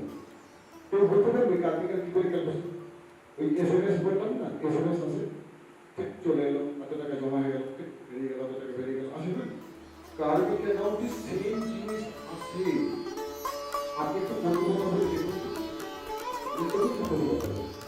আপনি কিন্তু যদি ভালো মানুষ হন, তাহলে কিন্তু সেই আমার প্রাণ দেখুন, আমি এটা করতে কথা বলি না, আমার জন্য ওই আত্মা কষ্ট পাচ্ছে, তার মানে কার্মিক অ্যাকাউন্টে মাইনাস। আমি ভালো কাজ করছি, আই এম ভেরি হ্যাপি, ও তার মানে আমার কার্যক্রম করতে হবে। তাহলে এই কার্মিক অ্যাকাউন্ট, এই 104 বছর করছি, এই আমাকে বলো 105 হয়ে গেল, 110 হয়ে গেল, 100 হয়ে গেল, 104, কোশ্চেন আসতেই পারে। অ্যান্সার ইজ ভেরি ক্লিয়ার, আপনি নিজের কার্মিক অ্যাকাউন্ট ক্যালকুলেশন করুন, পারবেন। আমি করেছি। এইবার আমি বলবো যে 100টা পর্যন্ত ভদ্রলোক বললেন, কালকে হয়ে গেল, এই বছর বছর গেল, ঠিক তো? আবার 100টা বছর বেশিও বেঁচে আসবে, তো কোথায় গেল? ব্যাপারটা কিছুই না, এই কার্মিক অ্যাকাউন্ট যখন 0 হয়ে যাবে, পরমাত্মাকে তো আমরা কিন্তু সব ডেফিসিট, এই ডেফিসিটটাকে আমার নিজের পজিটিভ না, আমরা ক্লাসে বলতে নেই ডেফিসিট, পজিটিভ মানে তো ঈশ্বর পরমাত্মা। তো আমি 0 যদি করতে পারি, তাহলে কিন্তু আমি পরমাত্মার সাথে বিলীন হবো। I am very much sure, এটা নিয়ে আরো অনেক গবেষণা কিন্তু অনেক চলছে, অনেক স্টাইল, বিভিন্ন রকম আবার কোট আনকোট করতে পারবো না, মানে অত নেই, কিন্তু কনসেপ্ট যেটা ভেরি ক্লিয়ার। কার্মিক অ্যাকাউন্ট যদি আমি বুঝে যাই, তাহলে কিন্তু আমি সব, তাহলে কিন্তু আমি বলবো না জীবনের প্রতিনিয়ত করি, যেটা আমার অভিযান চলছে, যে আমি ফিজিক্যাল ভাববো, স্পিরিচুয়াল হবো, ভালো কথা বলবো, এনকারেজ করবো, এভরিথিং ইজ দেয়ার, সব কিছু ভালো জিনিস, কোনো বলতে কথা বলবো, কাম করলো সব কাম গেলেই ঠিক আছে। তো আর বেশি বাড়াবো না, আমি এটা বলার ইচ্ছা ছিল, বিকজ কার্মিক অ্যাকাউন্টটা খুব দরকার, এটা নিয়ে অলরেডি গবেষণা শুরু হয়ে গেছে এবং একটা লেভেলে পৌঁছে গেছে। আমরা অনেকেই জানি, অনেক অর্গানাইজেশনে যুক্ত আছে, তারা এগুলো নিয়ে আলোচনা করতে ডিসকাস করতে, আমি কোনো অর্গানাইজেশনের নাম নিচ্ছি না, বিকজ এটা নেওয়া ঠিক হবে না এই প্ল্যাটফর্মে, বাট এটা নিয়ে কিন্তু অনেক বেশি চলছে। আর উনি যেটা বললেন যে মন্থনের ব্যাপারটা ক্লিয়ার হয়ে গেছে, মন্থনটা একদম ঠিক, যেটা আমি ভাবছি উনি বলে দেন, এবং আমি যেটা ভাবছি প্রাইম মিনিস্টার সেটাই ভাবছি। আমি যে বললাম অ্যাকচুয়ালি 10 বছর পরে এটা দখলটা হয়, খুব খারাপ কথা নয়, কিন্তু এটা করেই দেখা হবে। একজনই প্রচেষ্টা, একজনই তাই সচল বলছিল যে রাজনীতি তৈরি করেছিল, একজনই পারবে বলছি না তাই, কিন্তু তাকে অ্যাসোসিয়েট করে কাউকে যদি একটা সময় তাকে বাড়তে হবে, আমি দেখা যাবে বলছিলেন না যে কোনো মনীষী কোনো আসেনি, বেঙ্গল থেকে অনেক কিছু হয়েছে, শুরু করেছিলাম দেখি না করে যায়, হয়তো সাকসেস হলো আপনাদের কাছে। ঠিক আছে, চলো, থ্যাংক ইউ ভেরি মাচ। আর একটা কথা শুধু বলবো, উনি আমাদের উনি একটা দুটো কথা বলবেন আসবেন, উনি কিন্তু আমাদের প্রচুর হেল্প করেছেন, ওনার মধ্যে কিছু না বলে না। আমি অনেক জায়গায় গেছি, 20,000, 25,000, 30,000, আমি পিছনে আসছি না, আমি তো পারবো না। সাডেনলি এর সঙ্গে পরিচয় হলো, উনি বললেন আপনি এত ভালো তো একদম, আমি পয়সা পরে পাবো, আমি না ভালো বলুন, মানে আমার তো আমার নিজের অ্যাকাউন্ট, মানে আমি তো আদার ইনকাম নেই, বলে আপনি বলুন আমি আছি মানে যে এত সঙ্গে থাকবেন, সিরিয়াসলি বলতে ওনাকে ধন্যবাদ। এবং এই পুরোটা কাজ সমস্ত সব এবং mind like everything. Thank you very much sir. আমি আজকে স্বাধীনতার ৭৫ বছর ৭৫তম দিবস উপলক্ষে প্রথমেই জানাই যাদের ৭৬ শুরু না, যাদের রক্ত দিয়ে আমরা এই স্বাধীনতা লাভ করছি তাদের প্রতি শ্রদ্ধা প্রথম জানাই। আজকে আমাদের এখানে একজন বীর সেনানী এসেছিলেন, উনি চলে গেছেন, বিমল মণ্ডল। উনি কার্গিল যুদ্ধে আমরা দেখলাম যে অবস্থায় উনি বেঁচে আছেন, তাকেও আমি শ্রদ্ধা জানাই। যদি উনি চলে গেছেন তার প্রতিও আমার শ্রদ্ধা থাকবে। আর সমীর বাবু যখন প্রোগ্রামের কথা প্রথম বললেন আমাকে, প্রথমে টেলিফোন করেছিলেন যে এরকম আমাদের একটা প্রোগ্রাম করবো, আমি টেলিফোনের কথা বলে হবে না, আপনি আসুন, কোথায় থাকেন আপনি আসুন, সামনাসামনি কথা বলি। তারপর উনি প্রথমে শুনলাম না আর্মিতে কাজ করেছিলেন আগে, সেজন্য আমারও একটা শ্রদ্ধা বেড়ে গেল যে আর্মিতে যখন কাজ করেছেন, আর্মির লোকেরা ডিসিপ্লিন হয়, তারপর দেশের জন্যই তো লড়াই করে, সেই জন্য আর্মির লোকদের জন্য আমার একটা আলাদা শ্রদ্ধা থাকে। হ্যাঁ হ্যাঁ একদম একদম একদম। সেই জন্য উনি এলেন, এসে বললেন যে আমি একটা প্রোগ্রাম করবো, এরকম ব্যাপার করুন, খুব ভালো কথা। আজকে কিন্তু সত্যি কথা বলতে অন্য একটা প্রোগ্রাম করার কথা ছিল, অন্য একটা রাজনৈতিক দলের, আমি তাদের দিইনি। তখন শহীদুল বললেন কিন্তু তো আমার সৌভাগ্য, ওই রাজনৈতিক দলকে দেন নেই মানে আমি পেয়ে গেলাম, যদি তাদের দিতে চাই পেতাম অবশ্যই, এটাও হতে পারে।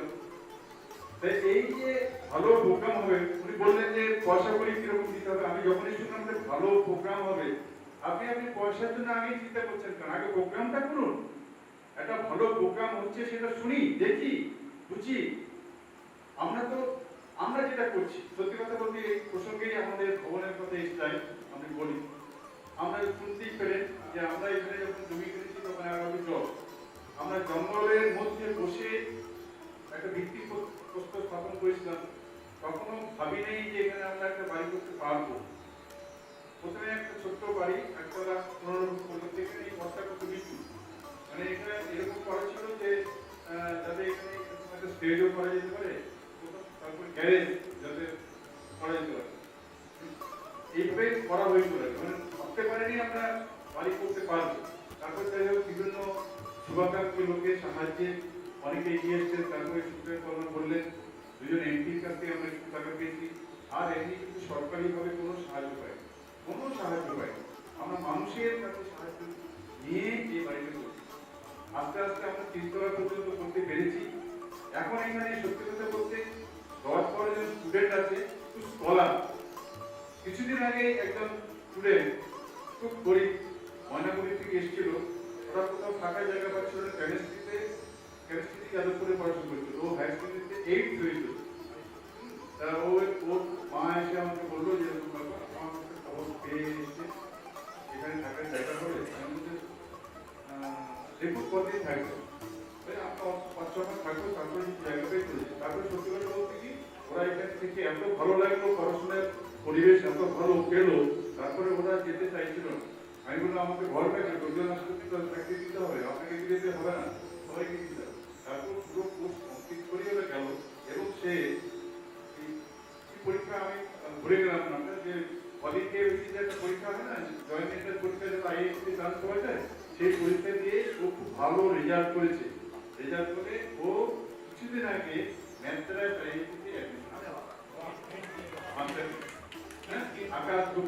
ছেলেটার নাম আকাশ গুপ্ত, বুঝলেন? মানে তখন এই যে তখন আমরা ওকে যখন গেল, তখন আমরা সত্যি কথা বলতে গেলে আমরা সবাইকে দেখে আমরা একটা সম্বর্ধনা দিলাম।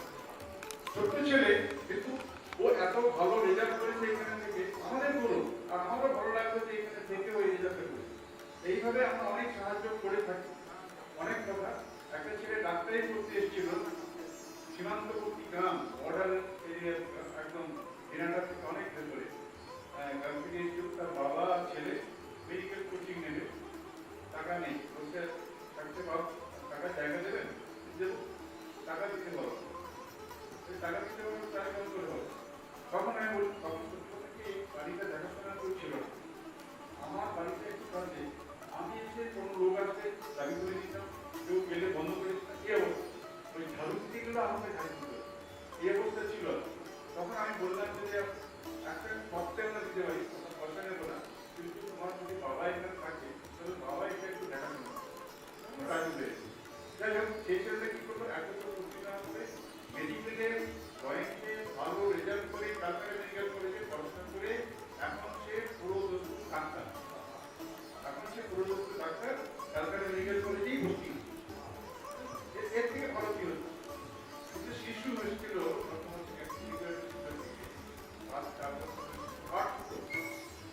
কিছু জানে না, কলকাতা সম্বন্ধে কিছুটা জানা নেই।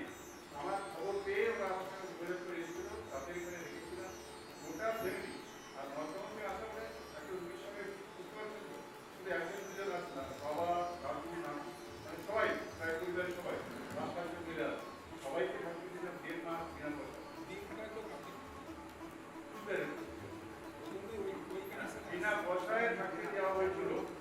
তারপরে আগে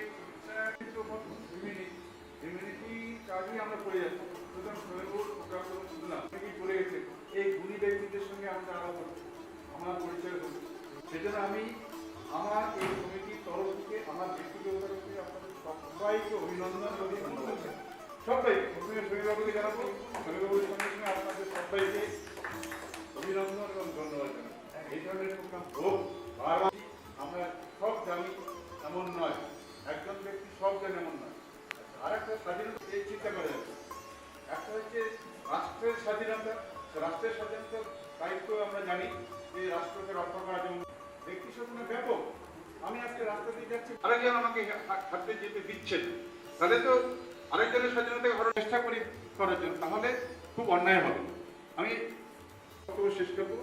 অপোজ বলেছে, if I have the right to walk along the street without being pushed up the pavement, it is your duty to give me a reasonable route. যদি আমার স্বাধীনতা, আমার অধিকার যদি থাকে রাস্তা দিয়ে চলার, তোমারও কর্তব্য হচ্ছে আমাকে পথ চলতে দাও। এই বলে আমার বক্তব্য শেষ করছি। খুব ভালো লাগলো, ধন্যবাদ সব। ঠিক আছে, এই মনোযোগ নিয়ে চলতে হবে, আর আমরা ভালো থাকবো, খুব ভালো থাকবো, এই মনোযোগ নিয়ে চলতে হবে। ঠিক আছে, খুব ভালো লাগলো আপনার এসেছিলেন।